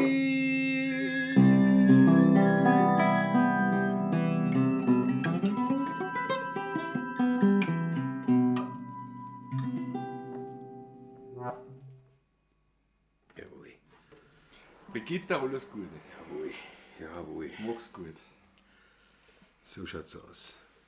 Schau, Georg, Wampe an Wampe, ja. So werden wir Leber an Leber, werden wir ausstessen quasi. Und, Ja, wie gesagt, das sind natürlich auch diese Momente und ich glaube, dass das auch natürlich das ausmacht, was liegt das uns, oft bei der Hand, ja, und was uns, also nicht jetzt uns für euch, sondern uns, was für uns, für Patrick und mich ausmacht, ja. diese Beziehung einfach nee, du kannst ja nicht so alle Fans, das ist schon klar, ja. Das geht sich nicht einmal bei uns mehr aus, ja. Aber du hast einen Anteil an dem Ganzen. Das ist, weil du es noch persönlich mitkriegst, sehr viele. Sehr, sehr viel mitkriegt, ja. Und das sind nicht, es ist ja so traurig, dass sowas ist. Übrigens, Georg Scheurer, liebe Grüße diesbezüglich mit einem herzlichsten Beileidswunsch von meiner lieben Gattin, von meinem Onkel an dich. Ich mich auch zum Beispiel mit meinem Onkel, ich gesagt, was, die Brigitte, Wahnsinn, nicht? Also das war ein Thema, nicht? Das war jetzt nicht nur, ja, was soll ich machen, Das war so, was ich mache, sondern es war wirklich... das ist ja nicht, also das ist so, was der Fan ist gestorben, ja, mein Gott, gibt ja für uns klar, nicht? Nein, das ist nicht, sondern du denkst, es gibt, und dir fallen sofort Sachen ein. Ganz dramatisch bei mir mit der Brigitte, nicht? Also, ich kann mich erinnern, gerade diese lieben Worte, was vor 2 Jahren schon anlässlich nach dem Begräbnis von der Elisabeth, die haben sie auch sehr gut verstanden, die zwei nämlich. Ja. Und so liebe Worte auf Facebook gepostet damals, hat die Brigitte. Also, ja, ne, es geht ihnen dann schon sehr nahe, natürlich auch. Aber, Das muss ich sagen, klar. Bei so Personen, die man halt so persönlich wirklich kannte, nicht? aber, Klar, ne? ist eine traurige Geschichte. Aber? Entschuldigung, ich rede mir vor den Mund. Macht nichts. Es ist eine traurige Geschichte, aber es ist doch schön, finde ich, dass uns sowas jetzt zum Beispiel trifft, und dass wir uns mit wem freuen, Genau. dass wir uns So ist, ja. dass wir mit trauern, mit lachen und so weiter. Ja, genau so ist es. Hast nicht bei allen und mit jedem und alles, aber es ist ja so, ne? Ja, das ist wirklich... Ich meine, das ist ja genauso, wie die Chantal gesagt hat, sie hat einen Lehrstuhl gefunden, wo so lange gesucht hat. ehrlich. Und habe mich mit ihr mitgefreut. Ja. Könnte man sagen, was Eigentlich geht dir das an? Das ist Bewusstsein, ne? Das ist ein ja junges Mädel, die wird zahlt, dass die Videos schneidet. Naja, so ist es nicht. So ist es bei uns nicht. Nein, eben nicht. He? Und Muss das ich macht aber unsere ganze Community hier, wie wir sind, da in der Pavlacisterie, macht das Ganze auch aus. Ne? Absolut. So, Ja. und jetzt haben wir das gemacht, jetzt trinke ich aus. Wie schaut es aus, mein Wein ist leer, gell? Der ist leer, Ja, dann musste ich jetzt um einen neuen kümmern, weil man, das ist mit einem leeren Bouteille, weil wir jetzt ein bisschen traurig reinschauen. Bouteille? Willst du auf Spritzer umsteigen oder Bouteille? Hätten wir noch einen riecht man noch Kühlschrank noch drin haben. Es sind mehrere Von Bouteillen. Korn noch, zwei Korn noch dabei. Ja, es sind sogar zwei Ein Weißprester, glaube ich, auch dabei. Weißprester ist auch drinnen. Ein Ein Riesling ist und ein Riesling oder der Ich Weißprester. begib mir einmal zum Kühlschrank. Heute ohne Kamera. Wichtig ist, du kommst mit einer Bouteille wieder zu. Vorsicht, Patrick, tut dir nicht weh. Tut dir nicht weh. Nein, tut mir nicht weh.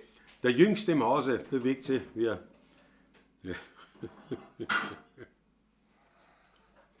ein Frühroten. Merlot-blau. Frührot sage ich, ein Weißprester. Frührot. Ein Merlot weiß gepresst von Karl Lentner. Natürlich auch schon öfters, schon aufs Jahr, ein 2021, schon ein bisschen was Älteres. Ich bin sehr gespannt darauf, jetzt wenn wir das öffnen. Darf ich hier da... Oh, die Zwiebelschalenfarben, wie man sagt. Ne? Sieht man das? Der hat sogar relativ viel Ja, Farbe. schau, da sieht man es. Für einen Weißpresten relativ viel Ja. Farbe, ja. Ja. Aber es ist nicht jedes Jahr gleich. Bei den Trauben, weil der wird ja, die roten Trauben, ein Merlot, ein klassischer Rotwein, der wird nicht auf der Maische die Traube liegen gelassen, sondern wird sofort frisch abgepresst. Dadurch gehen die ganzen Farbstoffe nicht hinaus, sondern bleiben wie eine rote Traube, wenn man sie schält, ist sie ja weiß innen. Das ist ja nur, die Farbstoff ist ja nur in der Schale drinnen.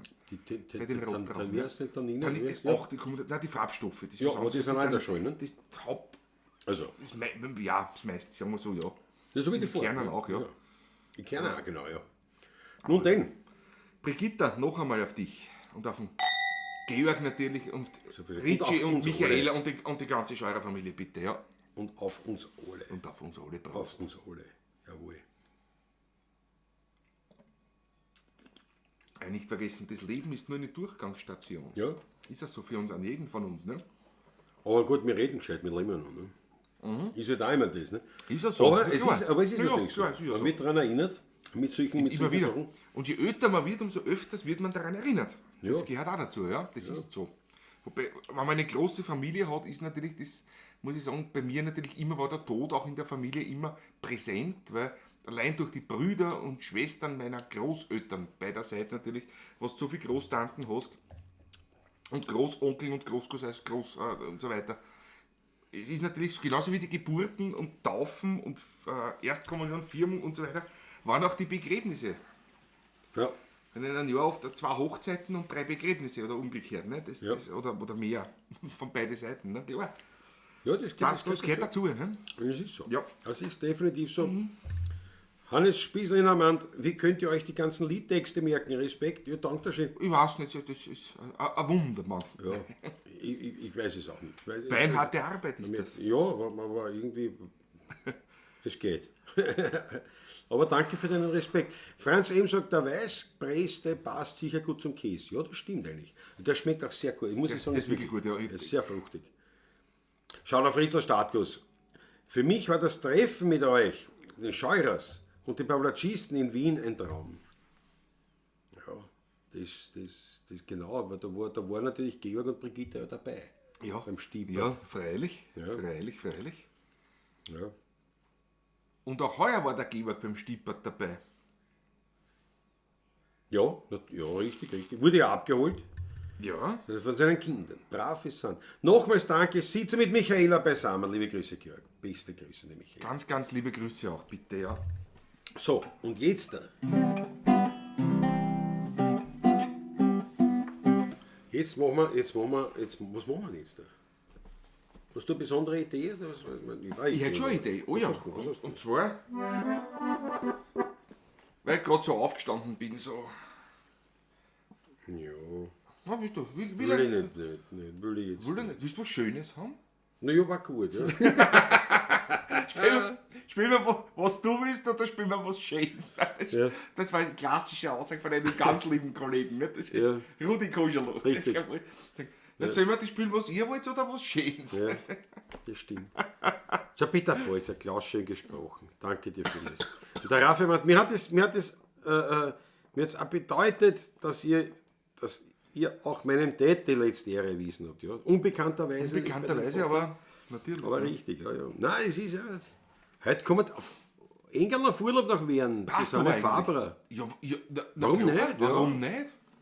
Warum nicht? Warum nicht? Ja. Einleitung. Bitteschön. Einlauf.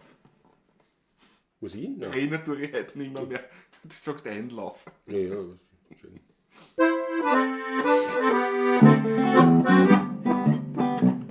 Was ist denn heute nur los? Was ist denn heute noch geschehen? Heute sind sie überfüllt, die 38 Wien. Ein Schaffner, den ich frag, der schwitzt vor lauter Blut und sagt mir gleich den Grund für diesen Feiertag.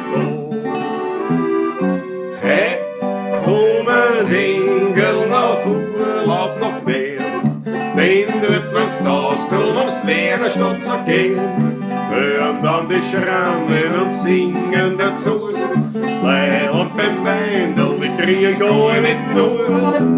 Hinter am Baum steht Gott einmal und lacht, viel wieder rausstehen in wer nicht auf die Nacht.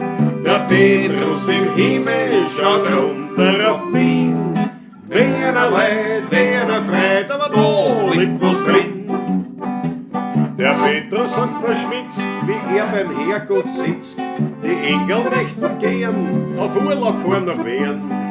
Herrgott sich das ein, drum sagt er auch nicht nein und unterschreibt für die Engel einen Urlaubsschein. Heute kommen die Engel auf Urlaub nach Wien, denn dort wenn's zaust, drum ans Wiener Stadt zu gehen, hören dann die Schrammen und singen dazu. Leid und beim Weindl, die kriegen gar nicht genug. Hinter am Baum steht Gott einmal und lacht, für wieder rausstehen in wer nicht auf Doch. Der Petrus im Himmel schaut runter auf Wien. Wiener Leid, Wiener Freit, aber da liegt was drin. Kinder erfüllen morgen ist. Trink mir jetzt, was liegt schon drauf, ein Räschel, das ist gewiss. Ein geschmackiges Bussel von meinem Schatz, was braucht das Mensch noch mehr? Was kümmert uns, was morgen ist, bringt's nur ein Liter her.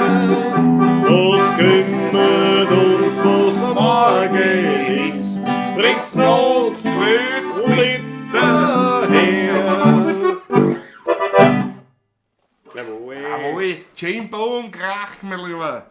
Ja. So gehen wir so. Jawohl. Schaut aber, sagt Markus Pistonik, die Nummer höre ich oft auf dem Weg in die Arbeit, läuft im Zug als Hintergrundmusik. Jawohl. Bravo. Habe die Ehre und Prost, sagt der Florian Forstner. Grüß dich Gott, servus, schön, dass du dabei bist. Maggie Pemberton hat sie auch schon dazu gesellt. Grüezi alle, jawohl. Ich warte auf einem Gastro-Event, weiß gerade. Liebe Grüße. Alles Ja, klar. Schön, dass du jetzt dabei bist, Migi. ja, große Freude. Du hast das große Freude. geschafft noch. Mir ist jetzt noch Ist da noch ein Lied eingefallen? Mir ist Oder jetzt noch was? was eingefallen. Ja. Aber die muss ich jetzt ja schon Schluck nehmen. Weil was Schau war mir die das Noten jetzt? nochmal kurz. Schauen wir Ja, kurz schau mal. hinein. Ist mir was eingefallen? Aber was war das jetzt da?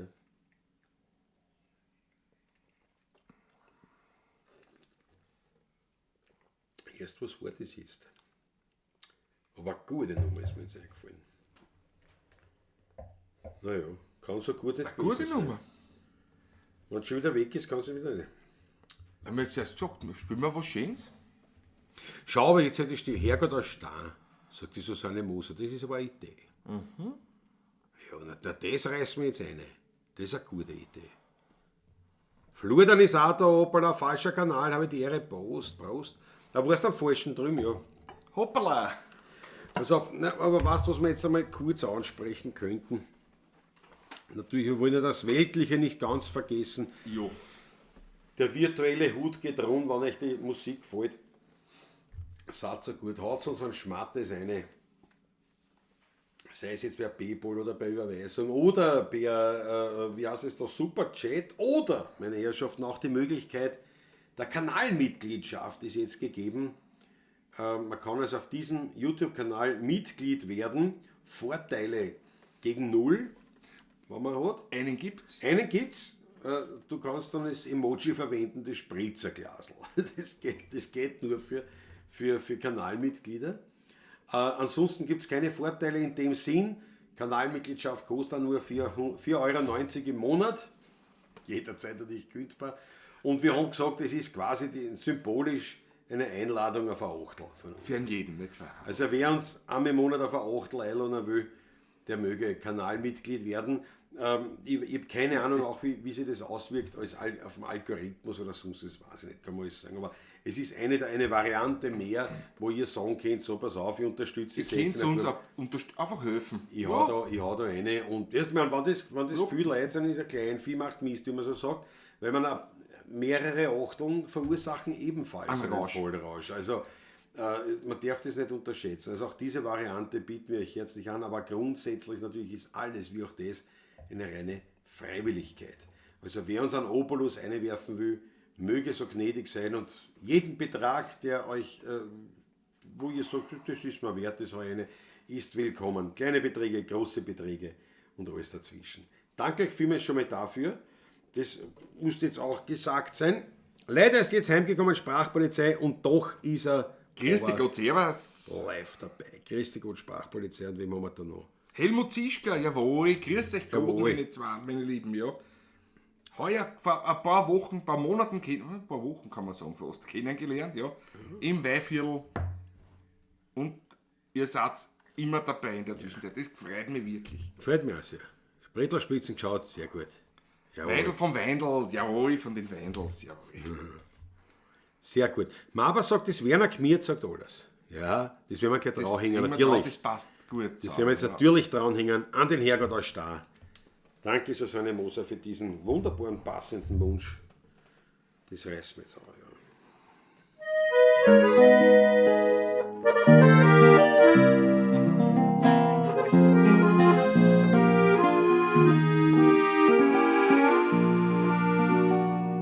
In Ottergring draust, in einem uralten Haus, in einem Hof in der Speckbacher Gossen. Da ist jemand ganz verstaubt, seiner Zierde beraubt. Ein Herrgott, der Stein ganz verlassen. Ich habe mich entdeckt und als Kind dort versteckt. Mein Kind dreht unter meine Stollen, die größeren Bauern wollen auf die Stollen wie die Nauen. Als Kind dreht heben sie mir Stollen. Herrgott, der Stein, tun wir allein, hast mich als Bibel verstanden. Du hast mein Besitz immer beschützt, bist du wie frei davor gestanden. Oft hab ich geweint unter mir und ich gern, den Kindersorgen sind groß. Herrgott, der Stein, du nur allein, du warst mein einziger Trost. Ja, das ist schon lang her, von dem Haus steht nichts mehr. Und auch der Gring hat sich verändert. Heut wird überall gebaut, alles soll jetzt erhaut. Auch die Menschen, die haben sich geändert. Ich fahr öfters noch raus, denn meine Mutter wohnt draußen. Und wie ich so hingehe zu ihr, da liegt ganz verlassen, zerschlagen auf der Straße, mein steinerner Herrgott vor mir.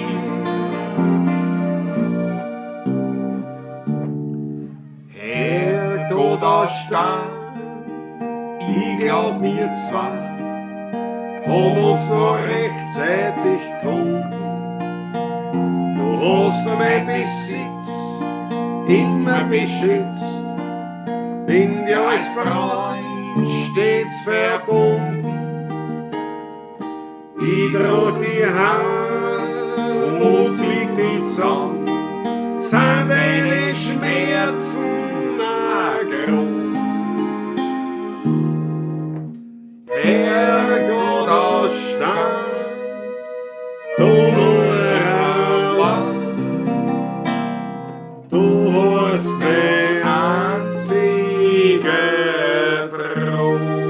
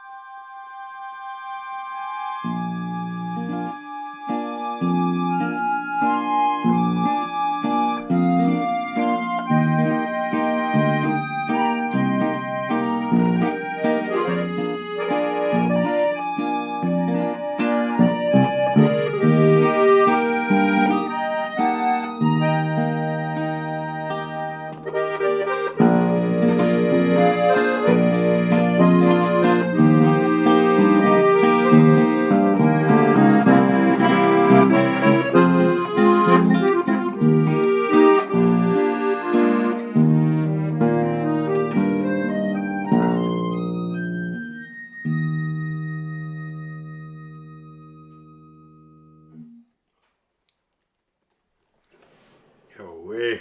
Jawohl. Jawohl. So, Das ist ganz komisch, wie auch, jetzt habe ich auf einen Applaus gewartet. Das war jetzt ein ganz. Ja, der kommt nicht. Ja, Der weißt, kommt ich war nicht. so im Spiel jetzt gewesen drinnen, jetzt tut's, wenn ich jetzt ein bisschen blöd reingeschaut habe, ja? Naja, das kennt man ja. Kennt man ja. Das ist ja nicht so. Ist ja nicht, dass die Die Achtelvereine Oktobervereine, danke euch. Der Sprachpolizei sagt, super Audioqualität, gratuliere, danke der Ski. Ja, es ist da ein Mikrofon von M-Audio. Ja. Ich frage mich ja oft, was andere machen mit Zusammenmischen nicht. Ja, ja. Schau, der Hannes Spießleiner sagt, schade, dass meine Freundin nicht da ist. Zum zweiten Lied haben wir das erste Mal getanzt. Zum Werner Kmiert von Johann Schrammel. Zum Werner? Mir das Ja, schon der her. Achteln, der erste Tanz. Fällt mir jetzt auch immer nicht aus. 18 Jahre. Der erste Tanz, das war Weltklasse. Bravo, Hannes. Maba zum Dahinschmelzen. Jawohl. Dankeschön. Wunderschön, Helmut Zischka. Danke euch. Ich danke Markus Frank Sehm hat die Achteln, Landtagsstrom hat die Achteln. Nicht zu vergessen, immer beim Markus auch ein Krügerl Bier mit dabei. euch. Aber gerne natürlich. Der Maba, jawohl. Danke vielmals. Na gut, dann haben wir da noch einen Käse rein. Bitte ist nur ein Käse, das ist, für das liegt er ja da. Glaubst du, haben wir die Arbeit gemacht und den aufgeschnitten extra für das, dass er nur da liegt? Nein. Nein.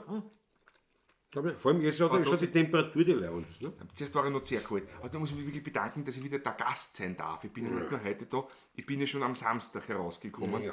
weil wir ja in Botschenau reüssiert haben, Richtig. im Skonarium. Und gestern dann auch bei dem Tag der offenen Ateliers dabei waren, bei deiner Mutter dabei. Eine War so liebe schön. Freundin von ihr, die Eva, hat das Atelier geöffnet gehabt und hat noch 2 oder 3 andere, zu dritt waren sie, ja. Zu dritt, ja. 2 andere Freundinnen eingeladen, die auch malerisch, künstlerisch, bildhauerisch, schmucktechnisch unterwegs sind. Also großartige Sachen da erlebt gestern. War sehr nett gestern auch, muss ich sagen. Ja. Was, sehr nett. Ich war ein bisschen müde gestern, muss ich auch sagen, den ganzen Tag. Aber es am Vortag auch gesoffen hast. Ja. Ich will das gar nicht einmal schönreden oder beschönigen. Nicht? Ich musste nicht mit dem Automobile mehr fahren am Samstag und wir sind dann da gemütlich zusammengesessen noch bis um 3 Uhr in der Früh Sonntag. Sagen wir, wie es ist. Wir können ja einen Einblick machen. Und es war wirklich, wirklich, wirklich befruchtende Gespräche, diskuriert, haben wir, wie man sagt, herrlich. Diskuriert, geprobt haben wir die ganzen Tage nichts. Gar nichts. Nicht einen Ton. Nicht einmal einen Ton. Allzu viel besprochen haben wir eigentlich auch nicht. Auch nicht, haben nein, wir aber- schon ein bisschen was, aber Also- nicht allzu viel. Aber es war gut, aber es war. Nein, aber es war insofern recht lustig. Wir haben uns eingefunden am Samstag, wie wir da im Skanarium am Nachmittag gespielt haben. Mit Peter Meister, das war eine sehr leibende Geschichte. So eine Seniorengeschichte war das wirklich leibend. Ich war um Gut angekommen. Halb 2 bin ich da angekommen bei dir heroben. Wir haben gespielt bis halb fünf. Halb 5 sowas, ja. Halb fünf sind wir dort weg. Haben wir gesagt, dann gehen wir nicht was essen. Haben uns in Kirchschlag beim Kogelbauer, einem sehr empfehlenswertes Wirtshaus, eingefunden. Haben Gut gespeist. die Speisekarten schon genutzt. Aber nicht von links rum nach rechts unten durchgessen. So viel haben wir dann doch nicht geschafft. Das ist nicht, aber fast. Ne? Also wir haben, Es war würdig. ja. Und haben das eine oder andere Bier getrunken. Es war sehr lustig, weil nämlich dann der Wirt dann gemeint hat, beim Zahlen, nicht? Kann das sein, dass einer ein Bier mehr gehabt hat? Da So. Ja, habe ich gesagt, na freilich, weil ich bin ja der Fahrer. Wir sagen aber nicht, wie viel Bier fuhr das waren, weil sonst könnte es strafrechtliche oder verkehrsgesetzliche Nachwirkungen haben oder sonst was eventuell. Es war alles in Ordnung. Natürlich, selbstverständlich. Und der Punkt aber der, War schön. dass wir wahnsinnig müde waren. Also wir waren waren nicht wirklich daheim um, müde, weiß ich nicht, 9 oder 8. Ja, sowas, wir waren nicht lang, wir haben gegessen und- Nein, nicht lang waren wir schon, aber wir sind ja früh eigentlich. Nein, essen da was gegangen. haben wir daheim, ja. Ich glaube, 9 waren wir daheim. wir Und daheim? dann war uns saumiert. Und dann haben wir gesagt, nein, da haben wir noch mit meinem Munkelein noch ein bisschen plaudert und haben da Ganz ein bisschen gut. gehabt. Haben wir gesagt, na, trinken wir einen Achterl. Ja, trinken wir auch noch. Und es ist wirklich, und haben gesagt, und jetzt gehen wir dann schlafen, wir haben noch einen harten Tag morgen vor uns und so weiter und so fort. Und was soll ich euch sagen, es ist, wie das Leben so spielt. Es war 3 in der Früh und 5 Botellen später. Mehr braucht man echt, glaube ich, nicht sagen. Also es war aber ganz gemütlich. Ja, wirklich. Aber der Punkt ist halt der, dass man sagt, jetzt spielen wir 30 Jahre zusammen. Wir haben beide jetzt ein Alter erreicht, das für manche schon Großelternalter ist. Habe ich schon, Schulkollegen. Etliche Schulkollegen sind schon Großeltern geworden. Ja, eben. Und wir sind noch genauso deppert wie eben als Teenager. Nur nicht mehr so oft, muss man auch sagen. Immer so oft, aber wir schaffen es so oft wir können. Nein, es war wunderbar. Wir waren auch nicht wirklich gezeichnet, was in dem Sinn noch. Also so schlimm war es nicht, aber es war einfach leibend. Und es hat sich echt ergeben, obwohl wir summiert wurden. Wir haben so geglaubt, jetzt tritt man gemütlich ein Achtel und Gegenschlag, wir haben eben. Aber nein, es hat sich einfach ergeben. Und das ist ja das, man muss dem Leben den Weg, wenn es irgendwie geht. Manche muss schon die Vernunft mitspielen auch, aber man sagt, das passt, das geht sich aus, das ist, warum nicht, machen wir noch eine Flasche auf. Na gut, machen wir noch eins auf. Zum Glück, aber muss man auch sagen, der Klaus immer genug eingekühlt. Das muss man auch sagen. Also bei uns beiden geht der Ja, bei dir sowieso nie nicht. los. Also das ist unmöglich, nicht? Das ist das. Ja. Unmöglich. Und dann sind wir am nächsten Tag gemütlich Mittagessen gefahren. Nicht? Absolut, nach Buchberg. Das nächste empfehlenswerte Lokal zum Alba dort schon mal geschlafen haben, wie wir gespielt haben in Buchberg. Der Hausmann, Landgasthof Hausmann, glaube ich heißt es. Ein Traum. Über Gansel gegessen. Herrlich, herrlich. Ganselsuppe als Vorspeise habe ich auch gegessen. Gut, das ist eh klar. Und dann habe ich ganz klassisch einmal, ich habe schon sowas so lange nicht mehr auf einer Speiskarte gesehen. Ein Hirtenspieß steht drauf, aber das muss ich mir nehmen. Nicht? Ein Hirtenspieß mit Pommes frites. Weißt? Kindheitserinnerungen werden wach. Und das war kein Fehler, den genommen zu haben, weil von einer ausgezeichneten Qualität. Also. Das stimmt. Mein Munkel hat Rindfleisch gegessen, Kartoffelspitz. Und die Grüne, muss ich sagen, war die Nachspeise nachher noch, die wir uns gegönnt haben dort. Eine Kardinalschnitte. Also Moment, das muss ich jetzt dazu sagen. Mein Munkel hat das Menü gegessen. Ja, am Sonntag. Wir haben am Sonntag ein Menü. Das war eine Leberknödelsuppe, es war Tafelspitz, mit einem herausragend guten Semikren. Röst, also wie man es halt kennt. Ja? Erdäpfelschmarrn, Gemüse und so weiter. Und als Nachspeise war dabei ein Kardinalschnitten. Und wenn wir so fertig waren, nicht, und sagt ihm die Kölnerin, ich bringe dir dann gleich den Kardinalschnitten, wollt ihr es auch was? Und so, naja, eigentlich nicht, aber eigentlich der Kardinalschnitten, ich weiß nicht, ich habe mir gedacht, die schauen wir es zuerst an. die macht Also, die das hat Chefin, die macht die selber Chefin gemacht. selber immer. Ja, gut. Ja, dann wurscht, bring's auch. Boah! Und Gott sei Dank haben wir sie genommen, weil das ist also von einer wirklichen, also ausnehmend gut. Also Ein Wahnsinn. mit echtem Schlag, aber so richtig gut, also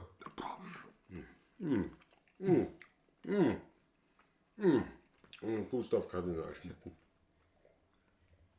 hätte man da eine einpacken sollen, auch erst. Na gut, ich war jetzt auch schon weg. Also. Ich war schon weg, ja. Ein Traum. Garantiert sogar. Ja, dann sind wir nach Dernitz gefahren ins Atelier. Ja, wir haben einen Tag in der offenen Ateliers doch immer wieder, überall viel Leute. Und es war mehr los, als ich persönlich geglaubt habe. Viele Leute wieder getroffen, die ich schon sehr lange nicht gesehen habe. Auch, ja. Es sind wirklich viel gekommen, jetzt auch aus der Bekanntschaft meiner Mutter, die halt gesagt haben, na, das ist super, wenn der Klaus kommt, die 16er Bub, na, da kommen wir auch, dann sehen wir die Arme wieder und so weiter.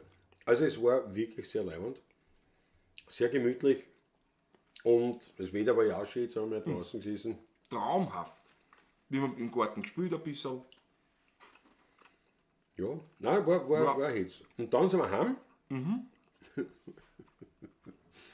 dann sind wir eingeschlafen gegangen. Dann haben wir Mehr oder weniger. Also, gechillt, ja. also eigentlich war es ja so, wenn wir es dann gechillt. Ja. Wir haben uns zurückgezogen, jeder so gemütlich, über halbes Spiegel gelesen. Das war gigantisch. Und es war nicht so, dass sich das am Abend irgendwie gesteigert hätte.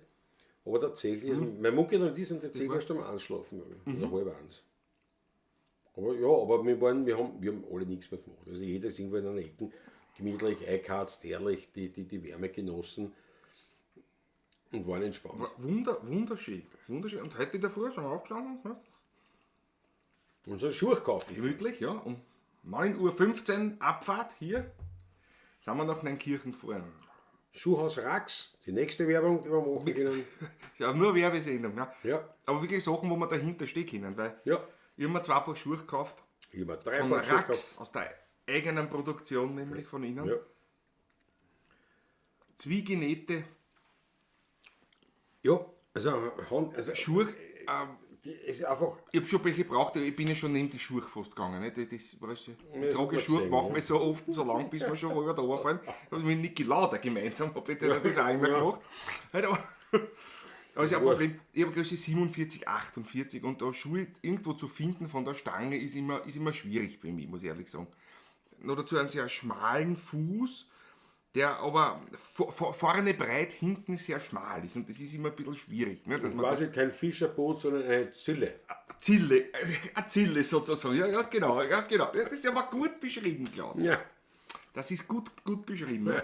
Ich bin dort hingegangen und die Leute. Und nein, man muss ja das anders eigentlich erklären, weil der Besitzer von Rax Ja. Schuhe die kennt ja die Mama auch, Ja, der ist Klaus. ein Freund Und der war auch Den haben wir hinzitiert. auch gestern da, ja. Vom Atelier. Warte, ich hab gesagt, du bist du morgen im Geschäft um 10 oder wann? Wann soll man denn kommen? Bist du da? Na, eigentlich bin ich morgen nicht, aber nein, gut, da komme ich nicht. Und sein Bruder ist das sind zwei Brüder, die das Geschäft gemeinsam führen und auch die Schuhe machen. Und so hat sich das dann ergeben, dass wir heute gute 1,5 Stunden Schuhe einkaufen wollen. Ja. Ja, Wunderbare Gespräche geführt auch dort. und was haben wir dann Ja, schon gemacht? machen. Also dann haben wir meine Mutter besucht natürlich, okay. Ja, auch deinen Bruder und deine Bruder war Schwägerin dabei, getroffen, wieder seit langer Zeit einmal wieder. Auch, war War sehr schon nett. ein Zufall war das, nicht? Aber ein glücklicher Zufall.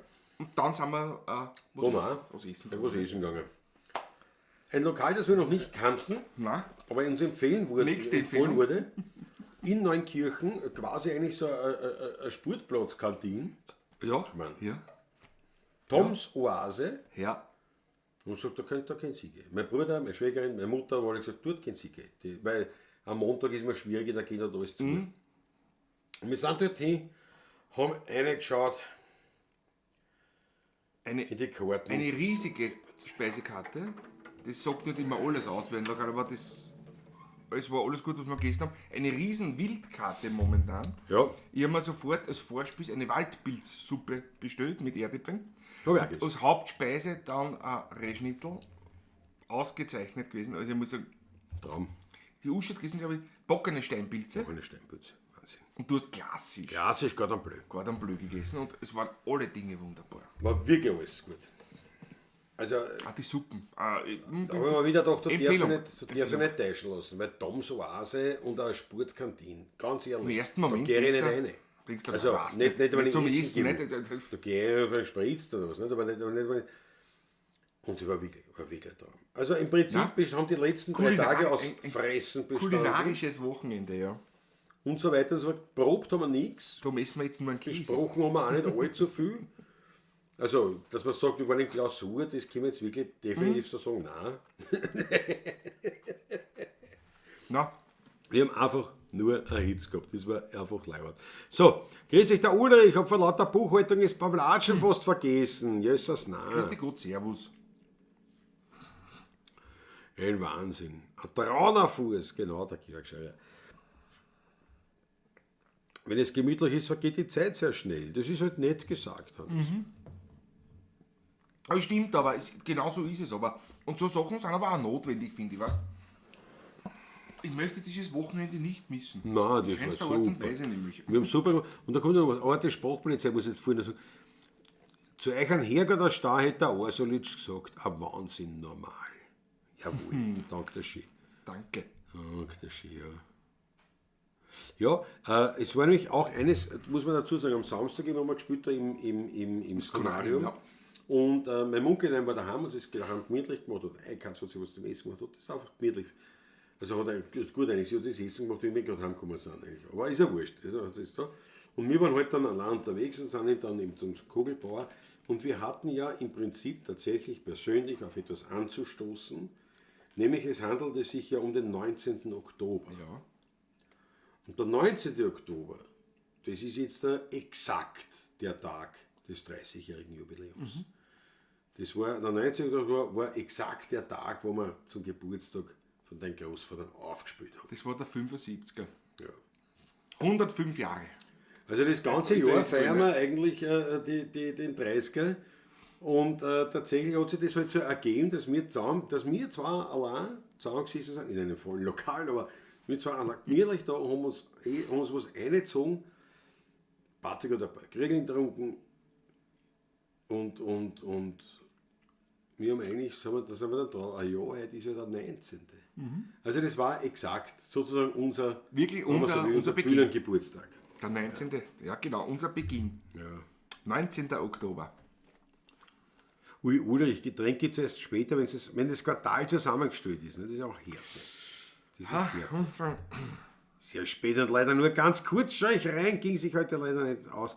Und jetzt geht's ins Bett. Liebe Grüße aus dem Bett, auch von Chantal und gute Nacht. Schlaft gut, ist Gute Nacht, macht's es gut, ist zwar. Schön, dass dabei. Schön. Wart's, wenn auch nur kurz. Aber umso mehr freuen wir uns. Also in dem Sinne, schlaft's gut. Was reißen wir noch, Patrick? Was reißen wir noch? Was denn? Ich schaue mir die Noten kurz. Du schau auch ins Notenbuch. Schau bitte auch in die Partitur. Aber die Partitur kommt schon. Jawohl, dankeschön. Bitte Nicht, dass schön, wir, nehmen wir mal einen Schluck Wasser auf für die Kamera. Gefällt schon. Schau, zum ganzen Glück und Dreierradl gehört jetzt nur am Schoß von der Mama, bitte. Ja, das können wir machen. Ja, mach mal. Gute Idee. Maggie. Die Susanne. Oder Susanne? Ja. Susanne war das jetzt? Ja, Susanne muss er. Aber auch Maggie. Pardon jetzt. Von der Weite jetzt. Toll. Ich bin Schausager, ihr wisst es ja.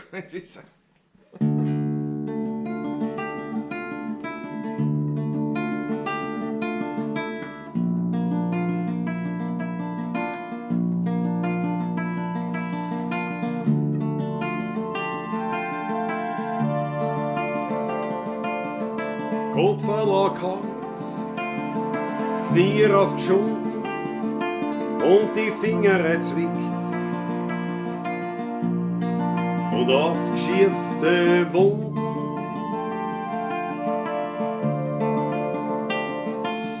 ob Skiverretzung oder gar das Handel verbrennt. Als Kind ist mir zur Mama gerannt,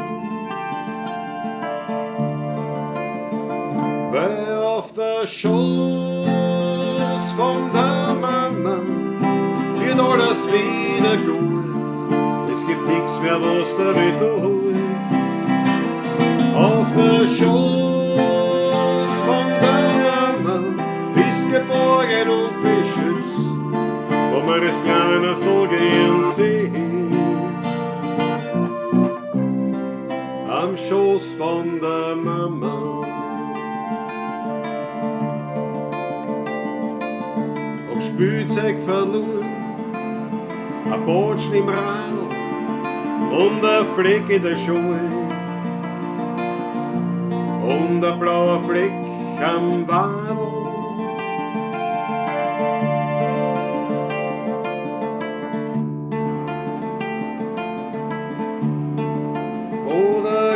Das Handel verbrennt. Als Kind ist mir zur Mama gerannt, weil auf der Schoß von der Mama wird alles wieder gut. Es gibt nichts mehr, was damit tut. Auf der Schoß von der Mama bist geborgen und beschützt, wo man als Kleiner so gern sieht. Am Schoß von der Mama.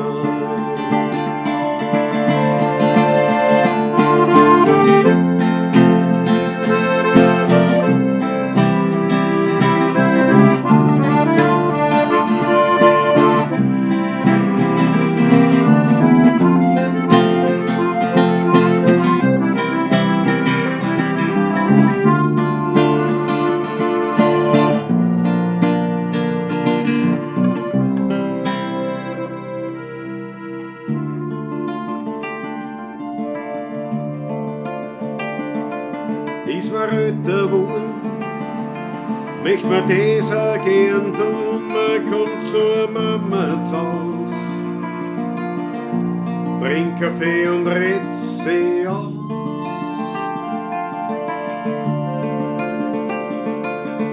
Druck manche Suchen, die ja noch so schwer, bei der Mama nimmer mehr. Weil du legst den Kopf auf den Schoß von der Mama, dann wird alles wieder gut. Es gibt nichts mehr, was damit tut. Auf der Schoß von der Mama bist geborgen und beschützt, wo man als Kleiner so gern sitzt. Am Schoß von der Mama. Auf der Schoß von der Mama wird alles wieder gut. Es gibt nichts mehr, was damit tut.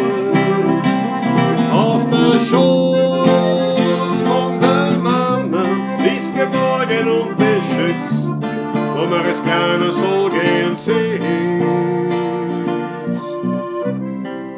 Am Schoß von der Mama.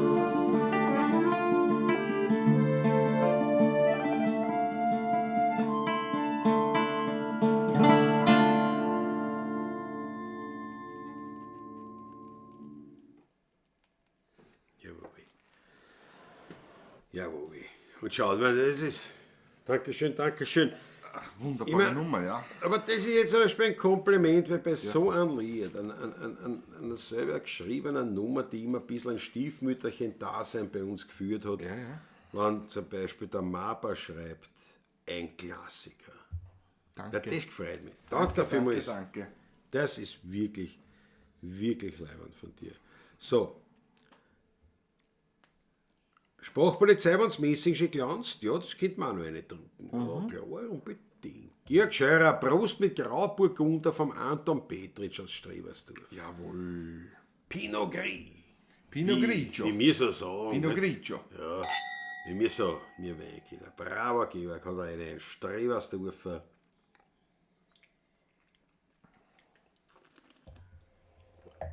Das Biesenberg-Liebnis noch geht, wenn wir auch noch unterbringen. Wir sind ja unter uns. Ich koste mal einen Käse wieder dazwischen nochmal. Landtagsstammmer Markus bringt es auf den Punkt. Welt. Danke. Dankeschön. Ein gutes Messing könnte man auch essen. Oder willst du zuerst, was du einen Käse hast in Biesenberg? Mach mal ein bisschen gleich zuerst. Ja, es ist leichter. Können wir nur einen nehmen, weißt du?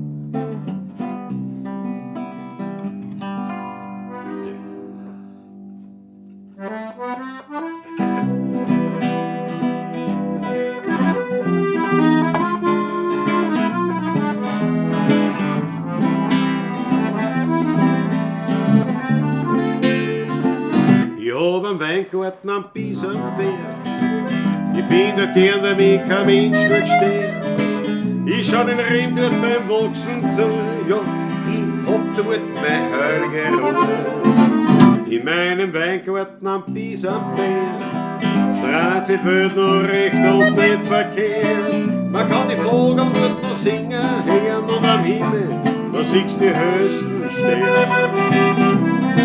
Und nach einem Regen sich die Wolken erst verzogen. Dann sehe ich über Wien einen großen Regenbogen. In meinem Weingarten am Biesenberg, das Fleckerl hat es mir allein nicht gehört. Dort wächst, ich sag's ganz nebenbei, das allerbeste Trepferlwein.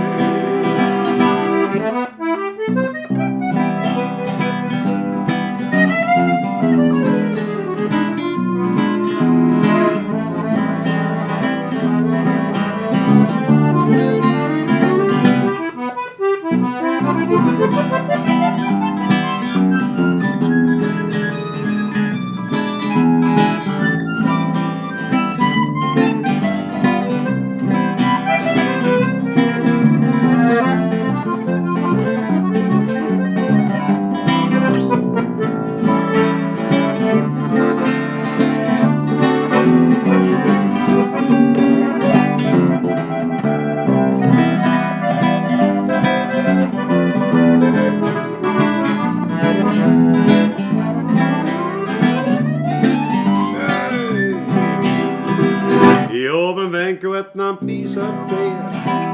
Ich bin dort gern, weil mich kein Mensch dort steht. Ich schau dem Regen dort beim Wachsen zu. Ja, ich hab dort mein Heil geholt. In meinem Weingarten am Piesenberg.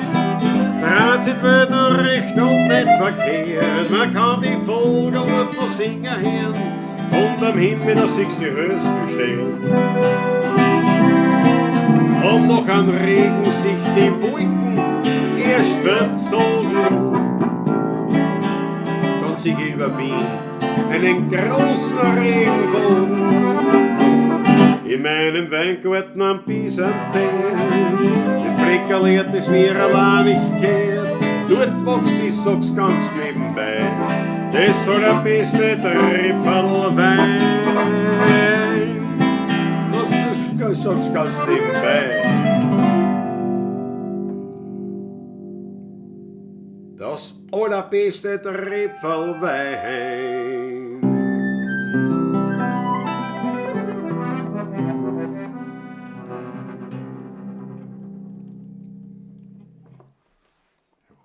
So geht's auch. So wunderbar. Klassiker. Ein Klassiker. Der Klassiker. Und dazwischen ein Klassiker von meinem lieben Kollegen Klaus Steurer. Jawohl, jawohl. Ein Danke. wirklicher Klassiker geworden, diese Nummer im Laufe der letzten 15 Ja, Jahre. das ist jetzt 20 schon Jahre. recht. Das ist jetzt schon okay. Heute jetzt schon so den. Ja, fast schon. Ja. Fast schon. Kann man wirklich sagen, ja. Kann man fast schon so sagen. Hannes Spiesleiner Wahnsinn. verlässt uns, ist dahin. Viel Spaß, einen schönen Abend dir auch. Schön, dass du dabei Gute warst. Nacht. Hoffentlich bald wieder mal. Hoffentlich bald wieder, ja. Carlos Martinez ist auch dabei, jawohl. Grüß dich Gott, Schön, dass du da bist. Schau, Sprachpolizei, 20 Eier gehen raus über P-Ball. Ich danke dir vielmals. Dankeschön. Da fuhrt da ein. Na, wo habe ich denn da? Euch daran erinnern, dass es natürlich auch einen virtuellen Hut gibt, wo man was reinhauen kann. Zum Beispiel über P-Ball, wie es gerade der Sprachpolizei gemacht hat. Mit dem herzlichsten Dank natürlich. Sehr zum Wohle. Jawohl, für den 20er Weltklasse. Dankeschön.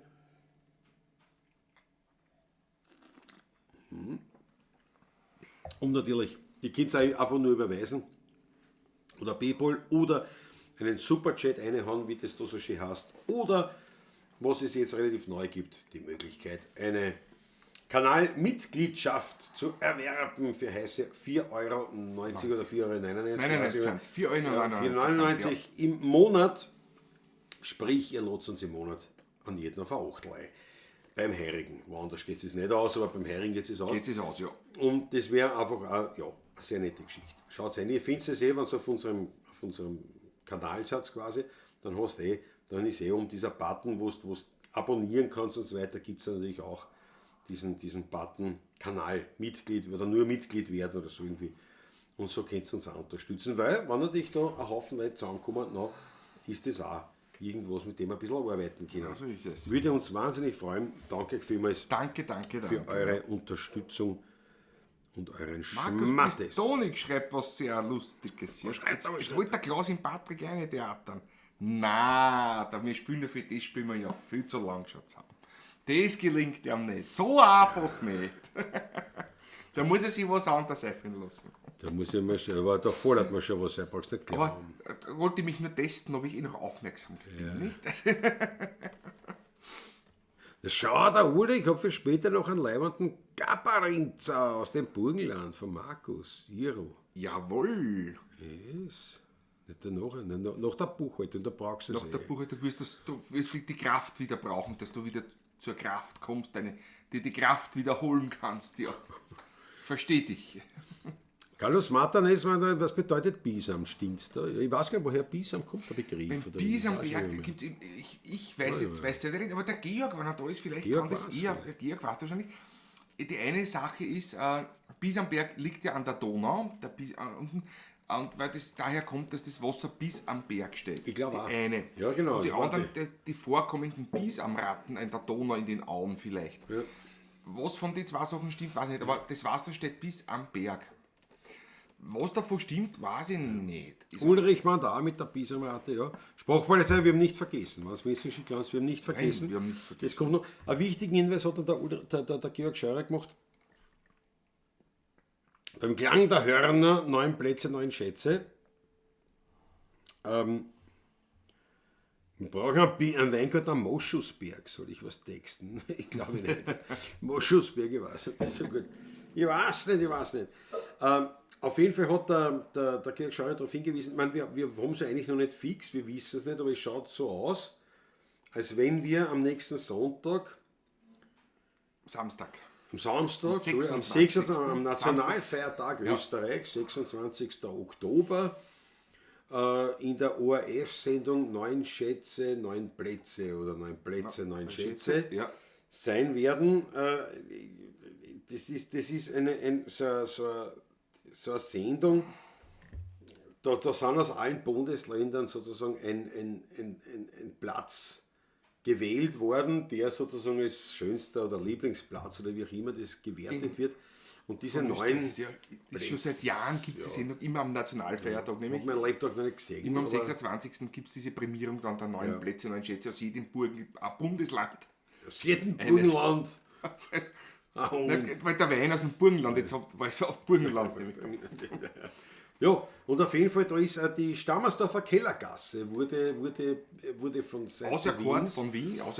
Genau. Und jetzt ist ja so unser großartiger Pavla Schiestinger und auch Weinausstatter der 16er Burm, der Michael Höfler, ist sozusagen da jetzt, der ist da wie eine Jungfrau zum Kind dazu gekommen, dass er mit da der Protagonist, wurde des Ganzen. Und jetzt da hat halt jedes Bundesland hat halt dort sozusagen einen Tisch. Mit ein paar Leuten. Wie gesagt, ich weiß auch nicht so. Und auf jeden Fall hat er an uns auch gedacht und gesagt, du, in die Kölner, ihr gehört ja da genau, weil eigentlich, das ist ja so wie früher einstmals Grinzing war mit Wiener Lied, ist ja jetzt eigentlich die Kölner. In Kombination nämlich, genau. Das ist genau das, was da hergehört eigentlich, ja. Und jetzt sind wir so dabei, wenn es denn so ist, also wir haben nicht die 100%, also wir haben noch nicht die fixe Zusage, aber ich glaube, es dürfte keine andere Alternative sein. Also wir dürften da dabei sein und ja, also wer Lust und Laune, ich glaube nicht, dass wir da was spülen werden oder dass wir was spülen. Wir werden dort sitzen und vielleicht der Klaus einen Kommentar abgeben oder ich auch dazu. Oder ein paar Kommentare geben wir sicher, aber halt auf. Holt euch an, erst. So. Was ich dann ein Plätzchen, dann schätze ich kein Achtel am Tisch. Ja, genau, was ein Plätzchen. Geht's auch zahlen, muss auch sein, natürlich solche Sachen. Nein, aber wir wissen nichts Genaueres, aber es schaut so aus, als ob wir dabei sind. Sobald wir werden es erfahren, hoffentlich im Vorfeld.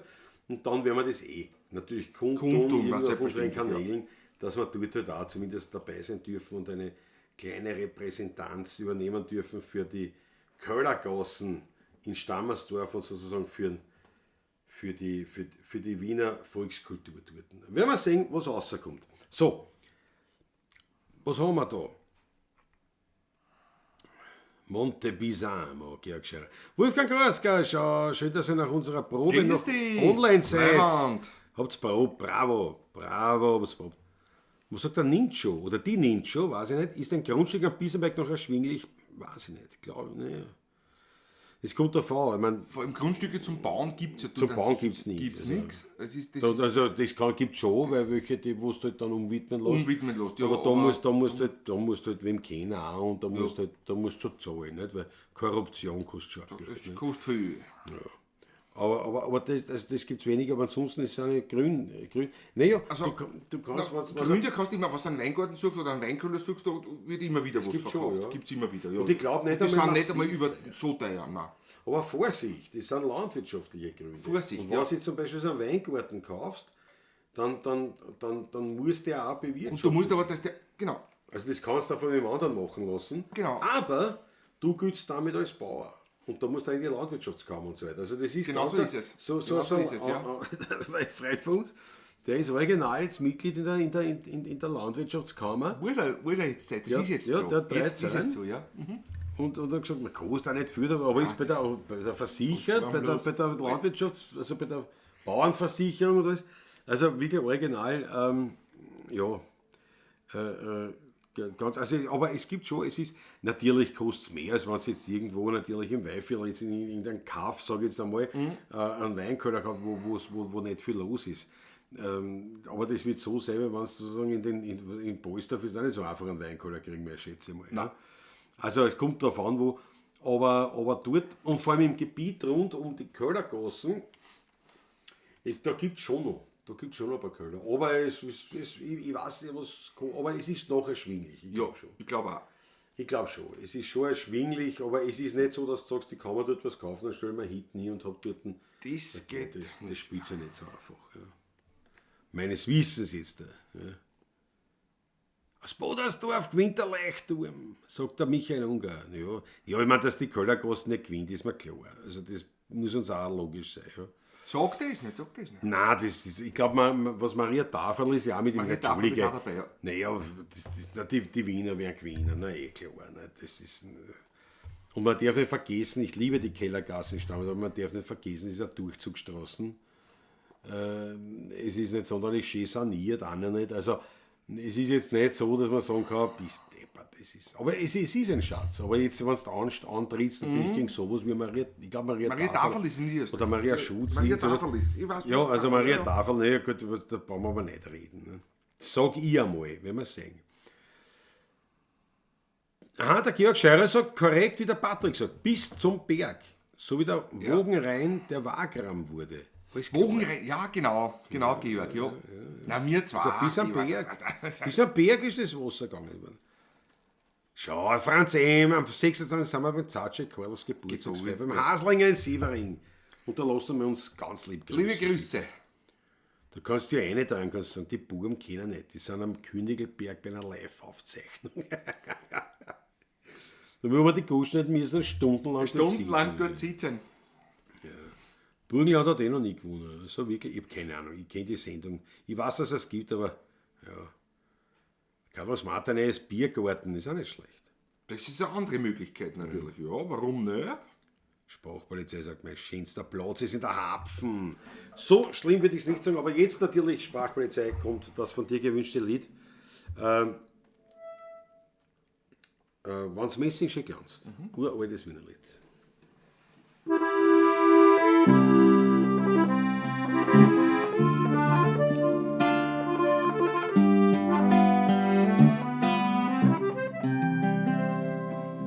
Und die Fuhrleute auf der Straße trinken auch gerne einen Wein, Halleluja, sind an Zorgen, was sie schauen, da schreit's Gehör und sang jeder, singt an Zorgen, was sie schauen, da schreit's Gehör und sang jeder.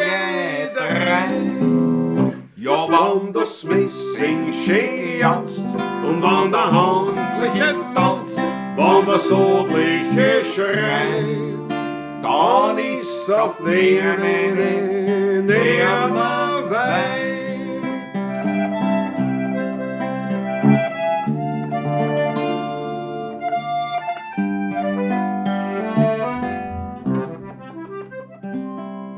Und vom Foten Säge steht noch drinnen am Grund, Halleluja. Und das eine kann ich sagen, dass noch kein Schönes nie gesehen hat. Und das eine kann ich sagen, dass noch kein Schönes gesehen hat. Ja, wann das Messing schön glanzt und wann der Handliche tanzt, wann der Sodliche schreit, dann ist auf Wehen nimmer weit.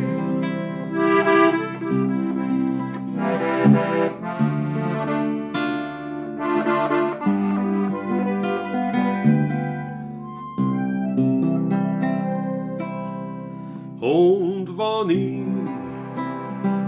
einmal gespielt, das mit Füßen nimmer dran, Halleluja, Da musst das letzte Grad leeren, damit die Rosinen haben. Da musst das letzte Grad leeren, damit die Rosinen haben. Ja, wann das Missing schön glänzt und wann der Handliche tanzt, wann das Notliche schreit, dann ist auf Wehen nimmer weit. Ja, wann das Missing schön glänzt und wann der Handliche tanzt, wann das Notliche schreit, dann ist auf Wehen nimmer weit.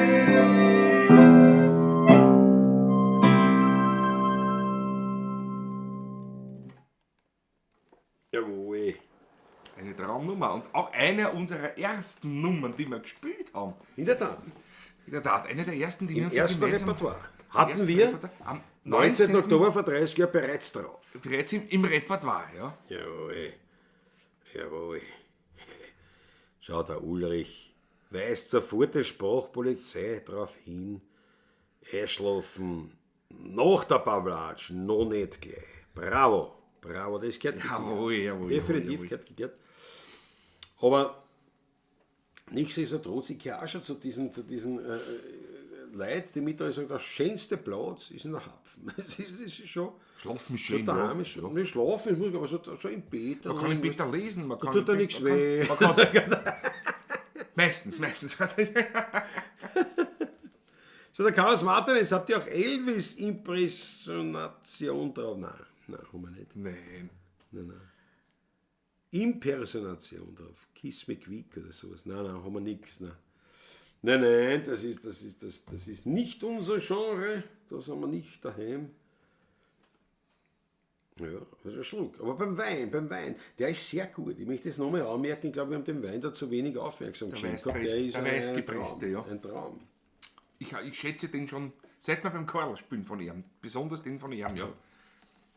Und wirklich in Verbindung mit dem Chaos. Ein Schluck schenken. Auf die schaue ich immer so, die Ja. schenke immer so wenig ein. Ja. Ich brauche nicht mit dem Auto fahren heute, ich spare da. Das ist- Ja, gar nicht. Da Haben wir eine? muss ich morgen in der Früh mit, das tun wir jetzt auf, das ist ja Blödsinn. Das ist Ja, nein, das brauchen wir gar nicht mehr in der Flasche lassen. Nein. ja Blödsinn jetzt. Richtig. Dankeschön. Aber eine, die Ruf und Leier, denkt sie. Hä? Boah, das passt. Das sind ja keine Pfuscher.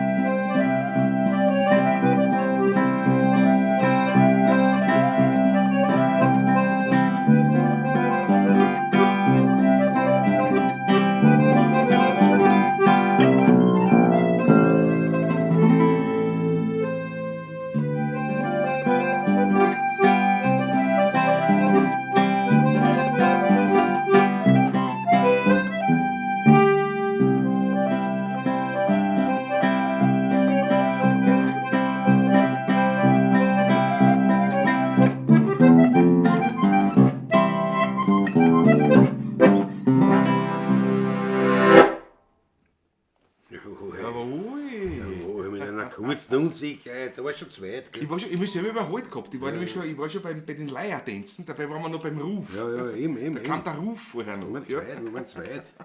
Ich wollte gerade etwas Stimmschonendes wünschen, seid ihr zuvor gekommen. Bravo, Franz. Danke, Franz. Wunderbar wieder dein Vorschlag. Ja? Ja, tadellos. Was ich noch ist, aber weißt, es ist nicht mehr viel Käse. Jetzt denke ich mir, der Käse geht weg. Gell? Geht der doch nicht, ja? Aber es ist schon so spät, er geht weg. Gell? Schon langsam kommen wir dann zum Ende. Ja, jetzt ist kein Käse mehr da. Zum Wohle, meine Lieben, gell?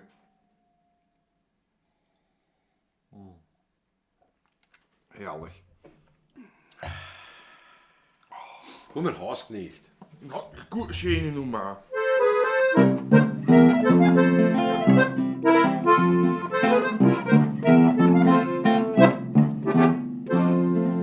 Ich hab auch einmal gelacht, hab viel Dummheiten gemacht. Ich hab aufgehört und Draht und um nix war mir leid. Der Mal und Hans jetzt auch verranzt. Ich hab gesungen und tanzt, ganz in echt hab ich gewalzt. Und mein Batschen hat geschanalzt. Ein Fiaker Natur mit einem gesunden Humor. Wenn ich denk, wie das war, heut ist längst alles gut. Oberhausknecht, mein Batschen, schöne Könnerin, mein Hut. Und dann vor mir, schön langsam, schaut fort, dass das Leben nur ein Kreuzweg ist. Das hab ich längst erfahren. Und dass manches Mal ein Pumper macht, grad in den schönsten Jahren.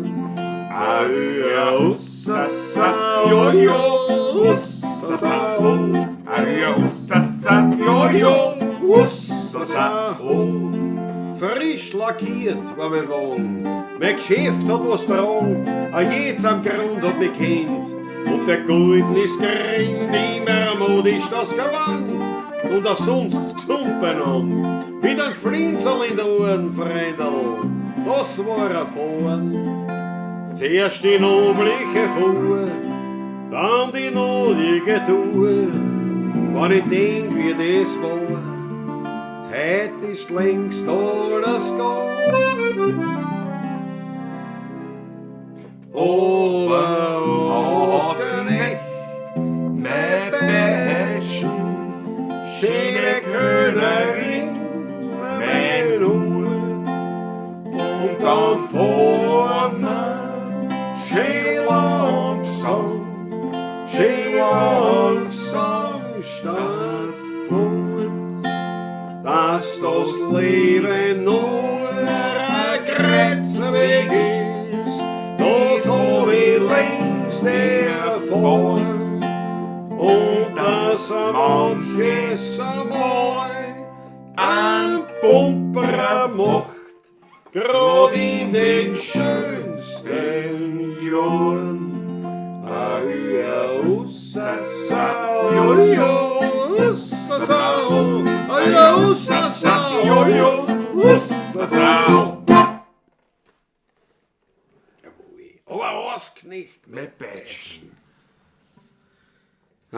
eine schöne Nummer. Ja, wirklich auch eine wunderschöne Nummer, ja. Unglaublich. Darf ich noch eine Instrumental? Na freilich, was reißt man an? C-Dur. Na warte, da haben wir noch einen Käse. Hat ein Kasse, ich nehme einen Schluck auf früher. Also haben wir gesagt, Ich fange an, ja, du wirst das gleich kennen.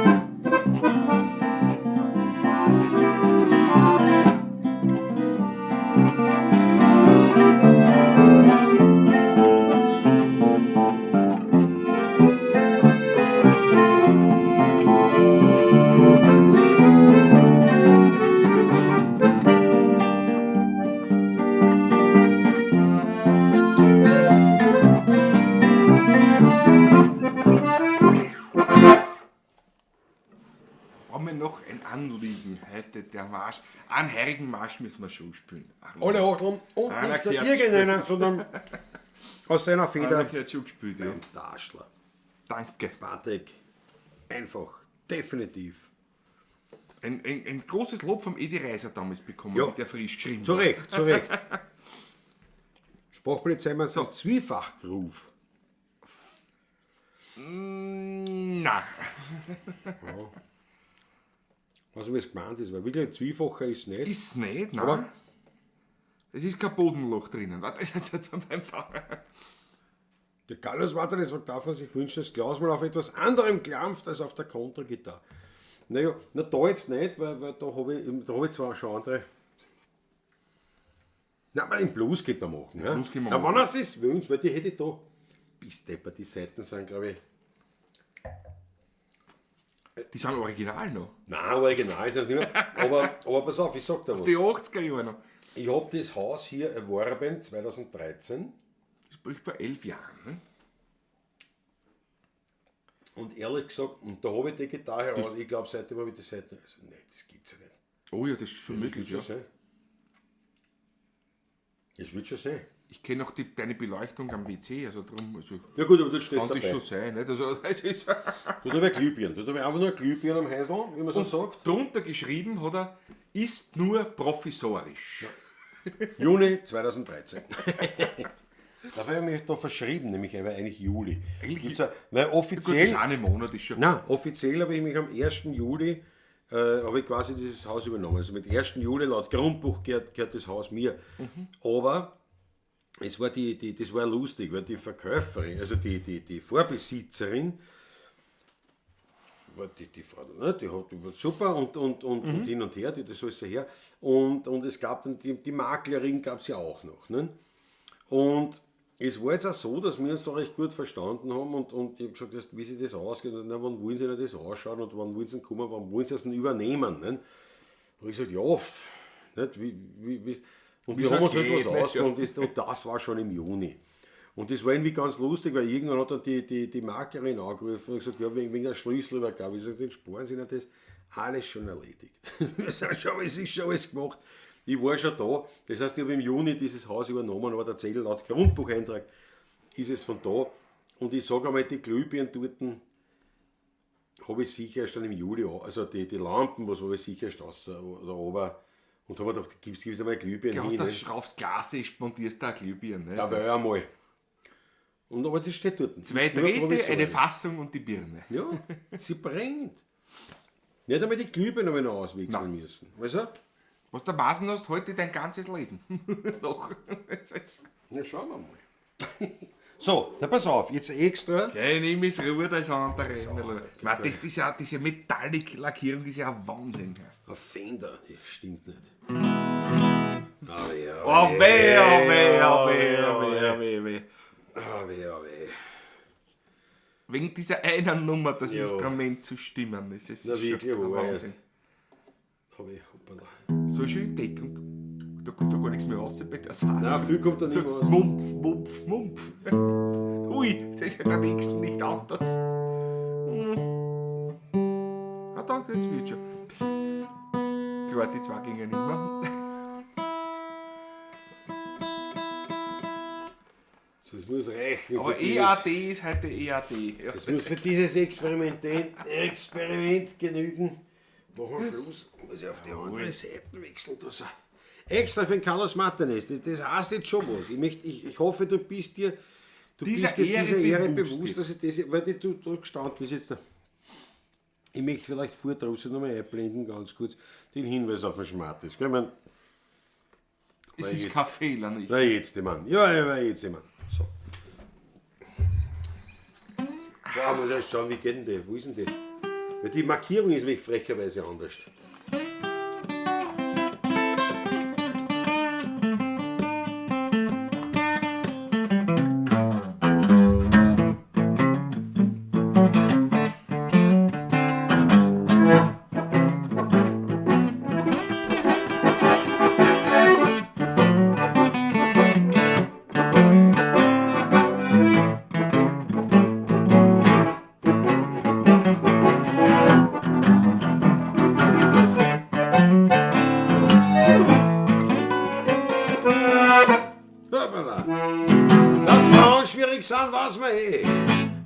dabei einer kein Schmäh, dann kommst du auch niemals zum Ziel. Schau, du magst das so wie ich, dann fliegen jede gleich auf dich und singen Blues ganz lässig mit Gefühl. Ich hab den Blues im Fuß, dass ich nicht schwach werden muss. Ich glaube, mein Gewicht. Ich hab den Rocket-Bock, mit dem ich ja jede Lok, Dampflok, Diesellok, Elektrolok. Ich hab den Swing im Ding, mit dem ich jede bezwing. Ich hab den Hack im Knack, mit dem ich jede pack. Ich hab die Melodie im Knie, da wird mir nie eine hin. Ich hab den Jazz im Press, darum wird mir nie eine Bass. Solo Klaus!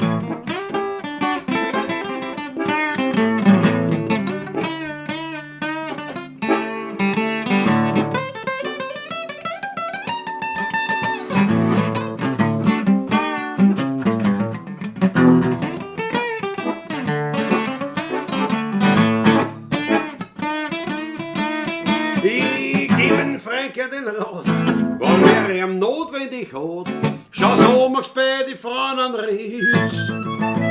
Ich brauch da nix erklären, du musst mir nur gut zuhören, dann merkst du gleich, wie lässig das ist. Ich hab den Blues im Fuß, dass ich nicht schwach werden muss. Yeah. Ich hab den Rocket im Bock, mit dem ich ja jede Lok, Diesellok, Elektrolok. Ich hab den Swing im Ding, mit dem ich jede bezwing. Yeah. Ich hab den Rack im Knack, mit dem ich jede pack. Yeah. Ich hab die Melodie im Knie, da wird mir nie eine hin, wird mir nie eine hin. Ich hab den Jazz im Dress, drum wird mir nie eine Bass.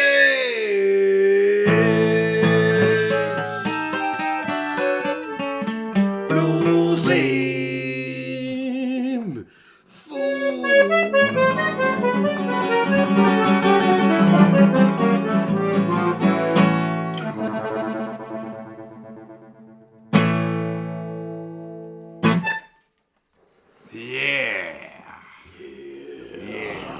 Ja, da gehören wirklich die Seitenwechsel. Ich sag's euch, wie es ist, aber das denke ich mir jetzt mal, wenn ich die Gitarre in die Hand nehme und dann denke ich mir wiederum, es geht eh noch. Für daheim reicht's eh noch.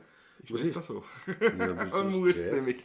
Na, wieso, dann steht es ewig lang da, dann hole ich mir die Gypsy Jazz Gitarre um.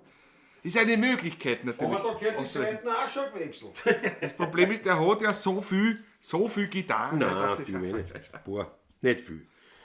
Oh, diese Fender habe ich in schwarz. Schön, sagt der Peter Voigt. Ja, ich glaube, das haben wir aber schon mal festgestellt. Mit Onkel Hansi Finger. Habe ich heute nicht gemacht. Wir haben mit Plektrum gespielt. Der Bär hat auch eine nämlich von die. Der hat eine. Ja. Die glaube Ein ich. Schwarz. Nein, die blaue, glaube ich. Blau. Nein, blau das gehabt, glaube ich, mal hat er gesagt. Elmer James erhebt sich aus der Gruft, sagt der Sprachpolizei. Naja, Was heißt? da bin ich aber gerührt erst. Nicht geschüttelt. Franz M. ist aber gegoschert. Die Klampen hast du aber nicht von Robert Johnson. Das geht sich nicht aus, die hat es damals noch gar nicht gegeben, die Form. Ja. Das ist ein Wahnsinn. Dreadnought Cutaway, ja. Die kam erst später. Mir taugt es ja eigentlich überhaupt nicht, immer die damals gekauft, was mir gefallen hat. So dick ist, gell? Oder weil es mir halt damals passt, aber ja, das ist eine unglaublich große, jetzt bin ich natürlich Kontergedanken gewohnt, muss man auch sagen. Aber das ist eine unglaublich Für die war eigentlich die Robert Johnson Gitarren, diese Triple O 28. Naja, aber ich habe in Wien, die 18er noch von Martin und so, die waren ja alle so stark deliert und relativ flach. Ja, warte mal, ich habe in Wien, warte mal, das ist eine klassische, das ist also schon mit Cutaway, aber eine eine Nylon-Seitengitarre, die ist von Yamaha, die ist hervorragend. Und die Stahlseitengitarre, also die Western-Gitarre, was ich habe, ist glaube ich, ein Fender, oder? Ja, Feder, ich weiß gut, du fragst mich Sachen. Was ist das für eine? Der Ich weiß gar nicht. Bei dir an der Ist ein Wand? Dacker. Ist Dacker-Mine? Nein, Ist nicht, gell? da bin ich deppert. Die Nylon-Gitarre ist ein Yamaha. Und die Western-Gitarre, ja, das sagt er. Ne, das werden wir nächsten Montag wissen. Nächsten Montag wissen wir also, es nicht. wissen wir schon, ich bin Also, dazwischen in Wien, aber ja, ob ich da daran denke, dass ich nachschaue, weiß ich nicht. Ne? Aber Ja. da können wir das ja. Schau ich nach. Sauber, sagt der Carlos. Dank der Ski. Ja. Aber erst ist das gibt's, aber ich glaube, es ist ein Fender. Es ist ein Fender. Ja, Fender? Ich weiß es nicht. Ich weiß ja nicht, ich weiß jetzt auch nicht. Nein, Martin ist nicht. Haben wir nicht leisten können. Was hat denn der so, die von der Form her? Ja, von der Art. So wie die, wo sie die Furcht da haben, ob es genau diese alte Form, ein bisschen modernisierter von der Form her. Aber diese, was Robert Johnson, was damals in der Zeit, die 20er, 30er Jahre gebaut worden sind. Ja. Aber es ist schon eine Cutaway drinnen auch bei meiner. Ja. Das ist schon, aber nein, es ist ein Martin, haben wir nicht leisten können. Die sind so, gerade dass ich auch nicht daheim habe, nicht zum Spielen, aber die ist viel kleiner, die ist viel handler. Und das ist so ein Mordstrom Gitarre, da tut mir immer alles weh. Wenn ich eine Zeit auf der herum, so für mich daheim so eine Session mache, ein bisschen, ne? Und dann nachher, überall ist schon aus, blaue Fleck und rot, weil das so eckig und kantig und groß ist. Aber ja, ich bin es halt auch nicht gewohnt, nicht? Weil ich halt Kontergitarre spiele. Aber wenn wir beim Blues sind,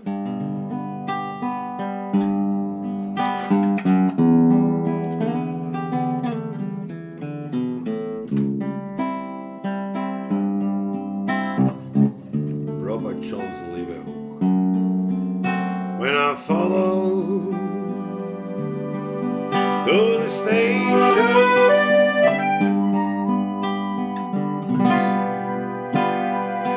a suitcase in my hand. When I follow the station, a suitcase in my hand.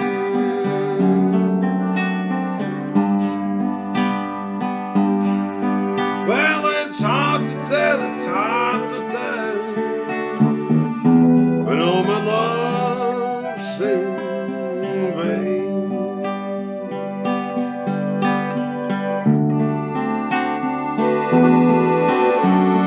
Alla prima despoma, alla muss immer verlieren. Aber ich hab mein Leben lang despoma, weil ich von Glück ein Stiefkind bin.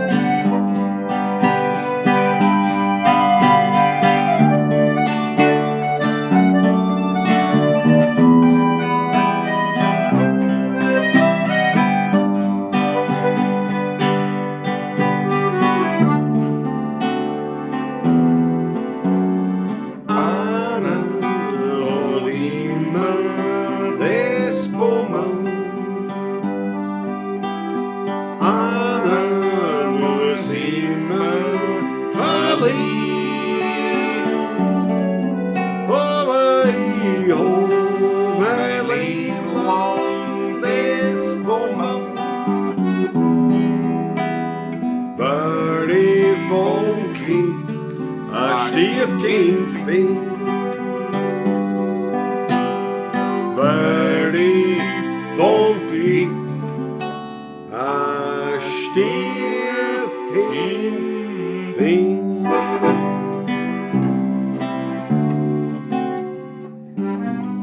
Jetzt für den Georg in Hansefinger.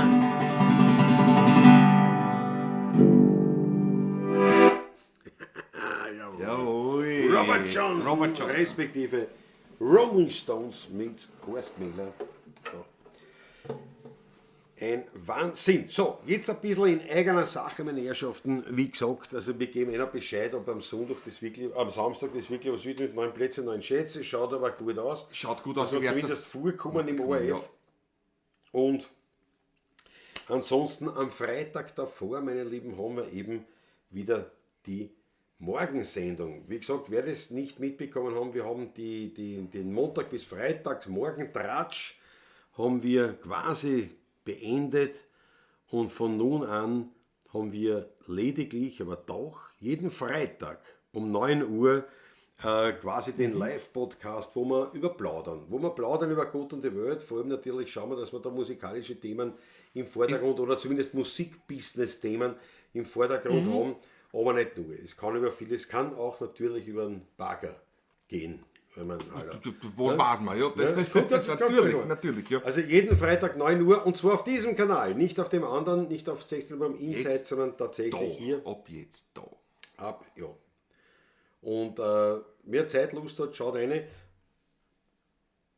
Das ist sozusagen, wir haben das also reduziert auf einmal der Woche. Ja. Ist auch besser, weil es konzentrierter ist, das Ganze. Ja, das haben wir Das haben wir ausführlichst besprochen in den vorigen Morgensendungen auch schon. Ja. Absolut. Auf jeden Fall so ist es jetzt. Und das ist auf diesem Kanal wieder. Also wir sind wieder komplett back, wenn man so will. Komplett back, das bringt mich gleich. Wobei, interessant noch, was da Sprachpolizei schaut, haben die im Bayerischen Rundfunk gewusst, was ein Bummel ist?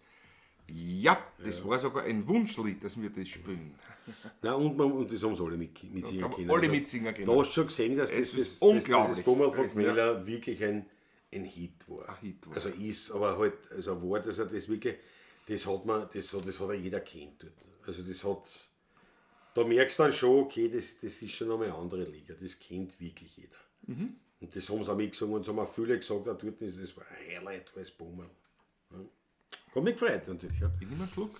Carlos Martinez, a strange mixture of English and German, but it has to be done. Ganz genau so. Genau so ist es. Ich nehme den letzten Schluck. But hello. Aber hello. Ich sag.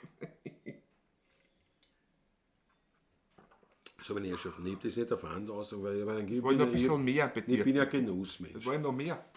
Du saufst gerne nur, aber du saufst nur fürs... Aber ein Nagel noch mehr drinnen bei mir gewesen. Ein Nagel.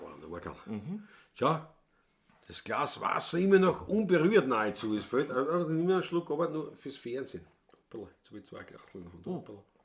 Aber ich habe nachgeschenkt auch, so während der Sendung. Also. Ja. Aber ich habe, glaube ich, gar nichts drin gehabt. Ne? Ah, ja, richtig. Du hast nichts drin gehabt. Einmalig, ja. Also wie gesagt, die Werbung diesbezüglich einmal gesagt, einmal in der Woche, am Freitag, haben wir in der Früh um 9 Uhr hier einen Talk, wenn man so sagt, also wir plaudern über Gott und die Welt. Am Montag bleibt natürlich das unverrückbar. Die Pawlatschen. Was haben wir wichtige Termine? Ansonsten diese Woche spielen wir fast nur privat. Ne? Wir spielen jetzt wir spielen übermorgen privat. Wir spielen am Donnerstag privat, ja. Ist auch privat? Donnerstag? Warte mal, was haben wir denn? Am Donnerstag. Ja, der Arme sind in Kumpelskirchen, das ist eine Firma. Am Donnerstag haben wir in der Sektion. Ja, ist auch quasi privat. Ist privat, aber quasi, ja. Ja, das ist auch. Am Samstag spielen wir nicht, da sind wir höchstwahrscheinlich präsent. Zumindest kommen wir vor. 9 Plätze, 9 Schätze. Richtig. Und am 27. Das ist es. sind wir gar nicht weit von da. Also man sieht fast Mir soll das nicht gehen, aber ja. Na, zu Fuß möchte ich sagen, am Wachsregelhaus. 100 Jahre Wachsregelhaus auf der Rax. Wir haben dort schon öfters realisiert, da haben wir einen Frühschoppen gespielt, auch auf die Nacht gespielt. Wir kennen den Hüttenwirten sehr gut. Der hat das jetzt auch schon weit über 10 Jahre. Macht er das auch in unsere Generation, nur ein bisschen jünger als mir, der Martin. Richtig. Und auf das freuen wir, dass wir da dabei sind. Am Sonntag um 14 bis 16 Uhr sind wir am Wachsregelhaus.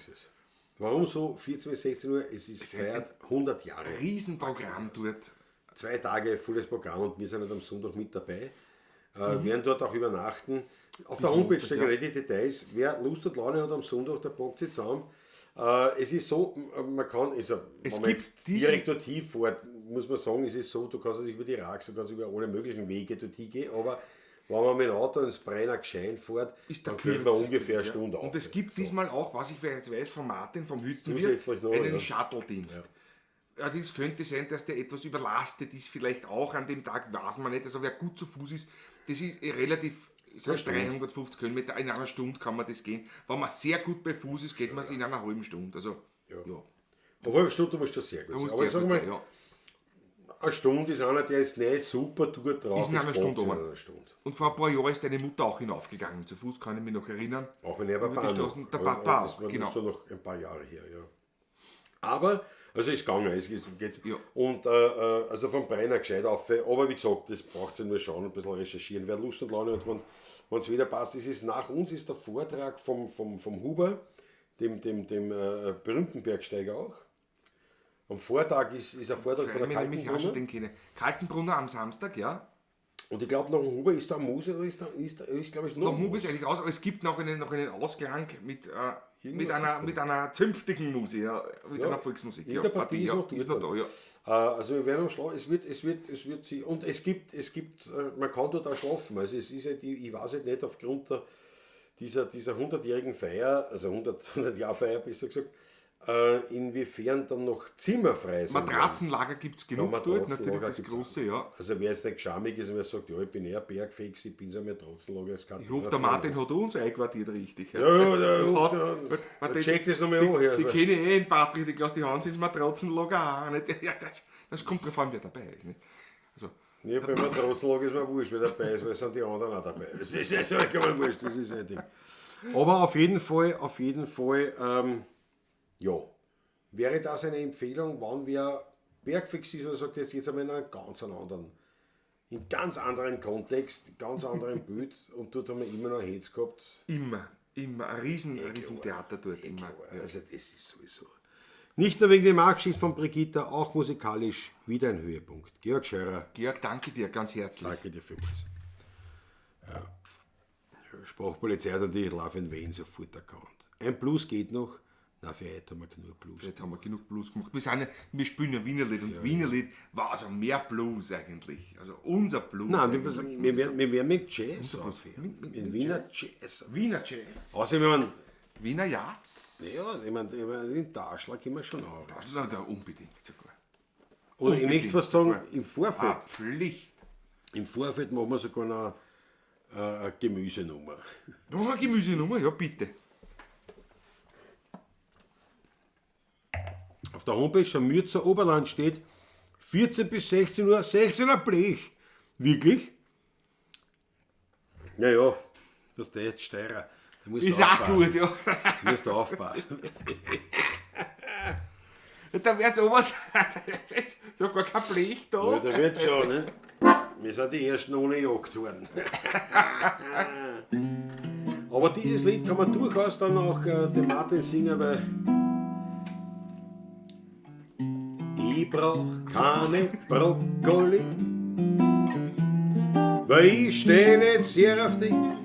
Bleibst daheim mit den Exoten, ich will ein Kümmelbrot. Geschmackig, fettig, knusprig und hoffentlich nicht zu gesund. Dann hab ich ja keine Aversion gegen eine zweite Portion. Einst hat mir meine Mutter gesagt, Bub, wenn dich der Hunger plagt, tu nicht naschen, iss was Gescheites, schau, Gemüse hat sein Reiz. Vitamine sind gesund und du wirst nicht kugelrund. Ich war früher reif in mein Leben und der Bier ist Antwort geben. Ich brauch keine Brokkoli, weil ich steh nicht sehr auf die. Bleibst daheim mit die Exoten, ich will ein Kümmelbrot.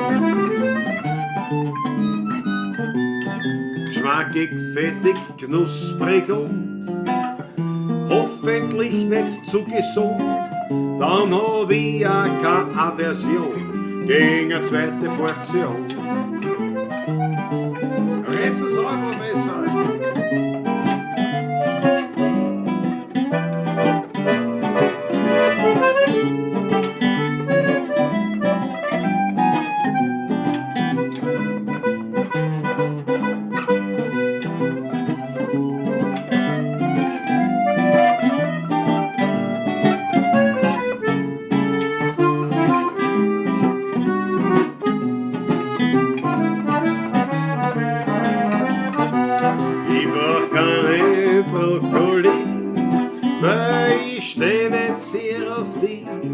Daheim mit den Exoten, ich will ein Kümmelbrot. Schmackig, fettig, knusprig und hoffentlich nicht zu gesund. Dann hab ich ja keine Aversion gegen eine zweite Portion. Gegen eine zweite Portion. Gegen eine dritte Portion. Gegen eine vierte, aber du hast auch keine Brokkoli. Bitte, bitte keine Brokkoli. Oh, lass nur keine Brokkoli. Lieber ein Kümmelbrot. Kümmelbrot. Kümmelbrot.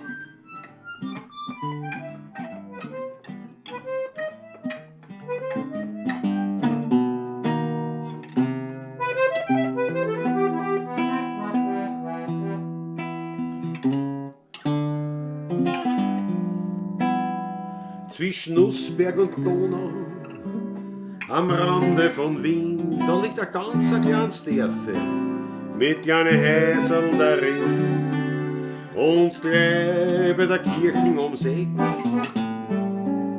Da liegt die Buschenschank-Taschler versteckt. Gleich neben der Kirche vom Kloenberger Dorf, da liegt der Heiriger ganz still und klein. Der Wein ist herrlich und noch ehrlich. Und Musikanten spielen dort an die alten, echten Wiener Lieder. Vom Tod, vom Wein und von der alten Zeit. Drum findet man mich dort immer wieder. Und ich find dort Gemütlichkeit.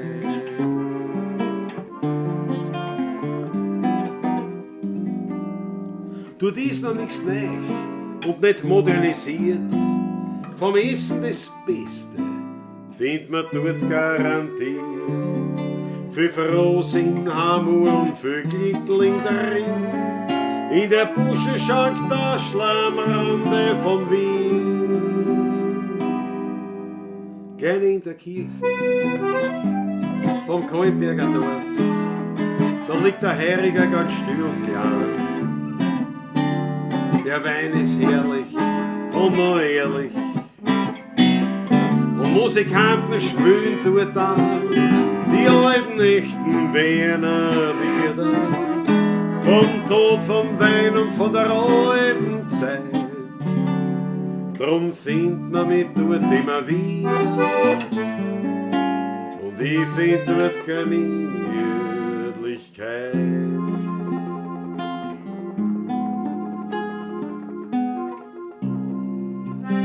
Schwerstuhl schreit da.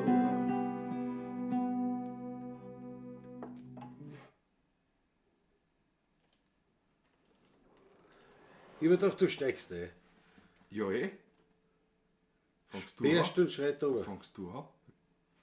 Wie fange ich? Wirklich wahr, wie fange ich an? Ja.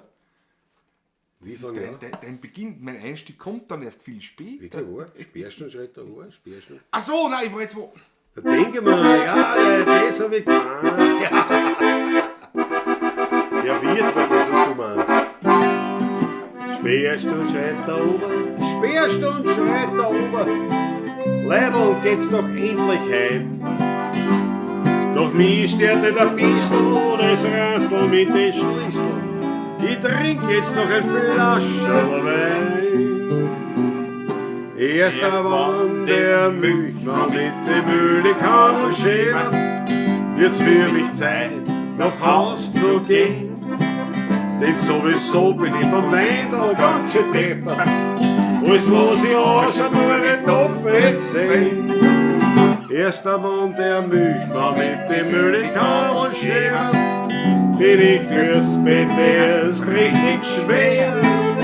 Wenn eine alte von der Zorn am Dachboden klettert, denk ich an Goethe, dreh mich und her nix mehr.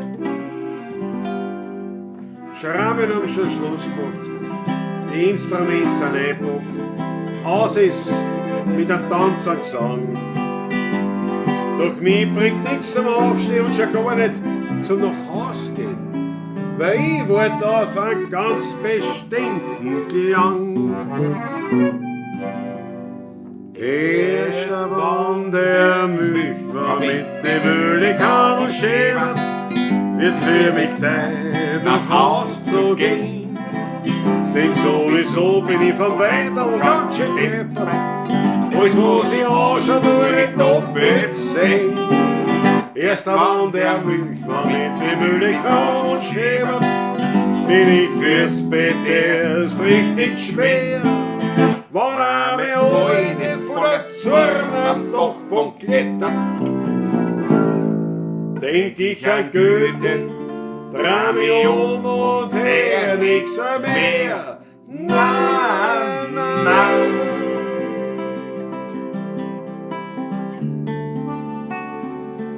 Jetzt kommt's nicht mehr, was ich gemeint habe, weißt du? Er wird ein Vorschlag. Ein letztes Viertel. Der Abend mit euch war wunderschön. Es hat uns gefreut. Aber für heute singen wir das allerletzte Lied. Weil jetzt wird's fürs Heimgehen langsam Zeit. Wir haben gesungen, viel gelacht haben. Gar nicht gehabt. Wir haben gewarnt bei manchen Lied. Wir haben was getrunken und haben was gegessen, den Alltag miteinander vergessen, doch sind wir ehrlich, jetzt werden wir schon langsam müde. Er wird ein Vorschlag, ein letztes Viertel. Der Abend mit euch war wirklich leibend, das hat uns sehr gefreut. Aber für heute singen wir das allerletzte Lied, weil jetzt wird's fürs Heimgehen langsam Zeit. Und wie ich bei meinem letzten Viertel sitze, da denk ich an meine bläden Witze, an die schönen Wienerlieder und an die Gemütlichkeit. Wir haben nicht gewascht und gesungen viel, nur gegen ihn wird's langsam still. Und so hat auch jede Stimmung ihre Zeit. Er wird ein Vorschlag, ein allerletztes Viertel. Der Abend mit euch war wunderschön, es hat uns gefreut. Aber für heute ist das allerletzte Lied, weil jetzt wird's fürs Heimgehen langsam Zeit. Jetzt wird's fürs Heimgehen langsam Zeit.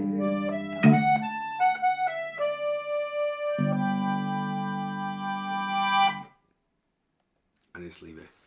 Viert euch gut, Baba, und noch einmal unsere besten Grüße auf den Himmel zur Brigitta. Viert euch, Baba. Macht es gut.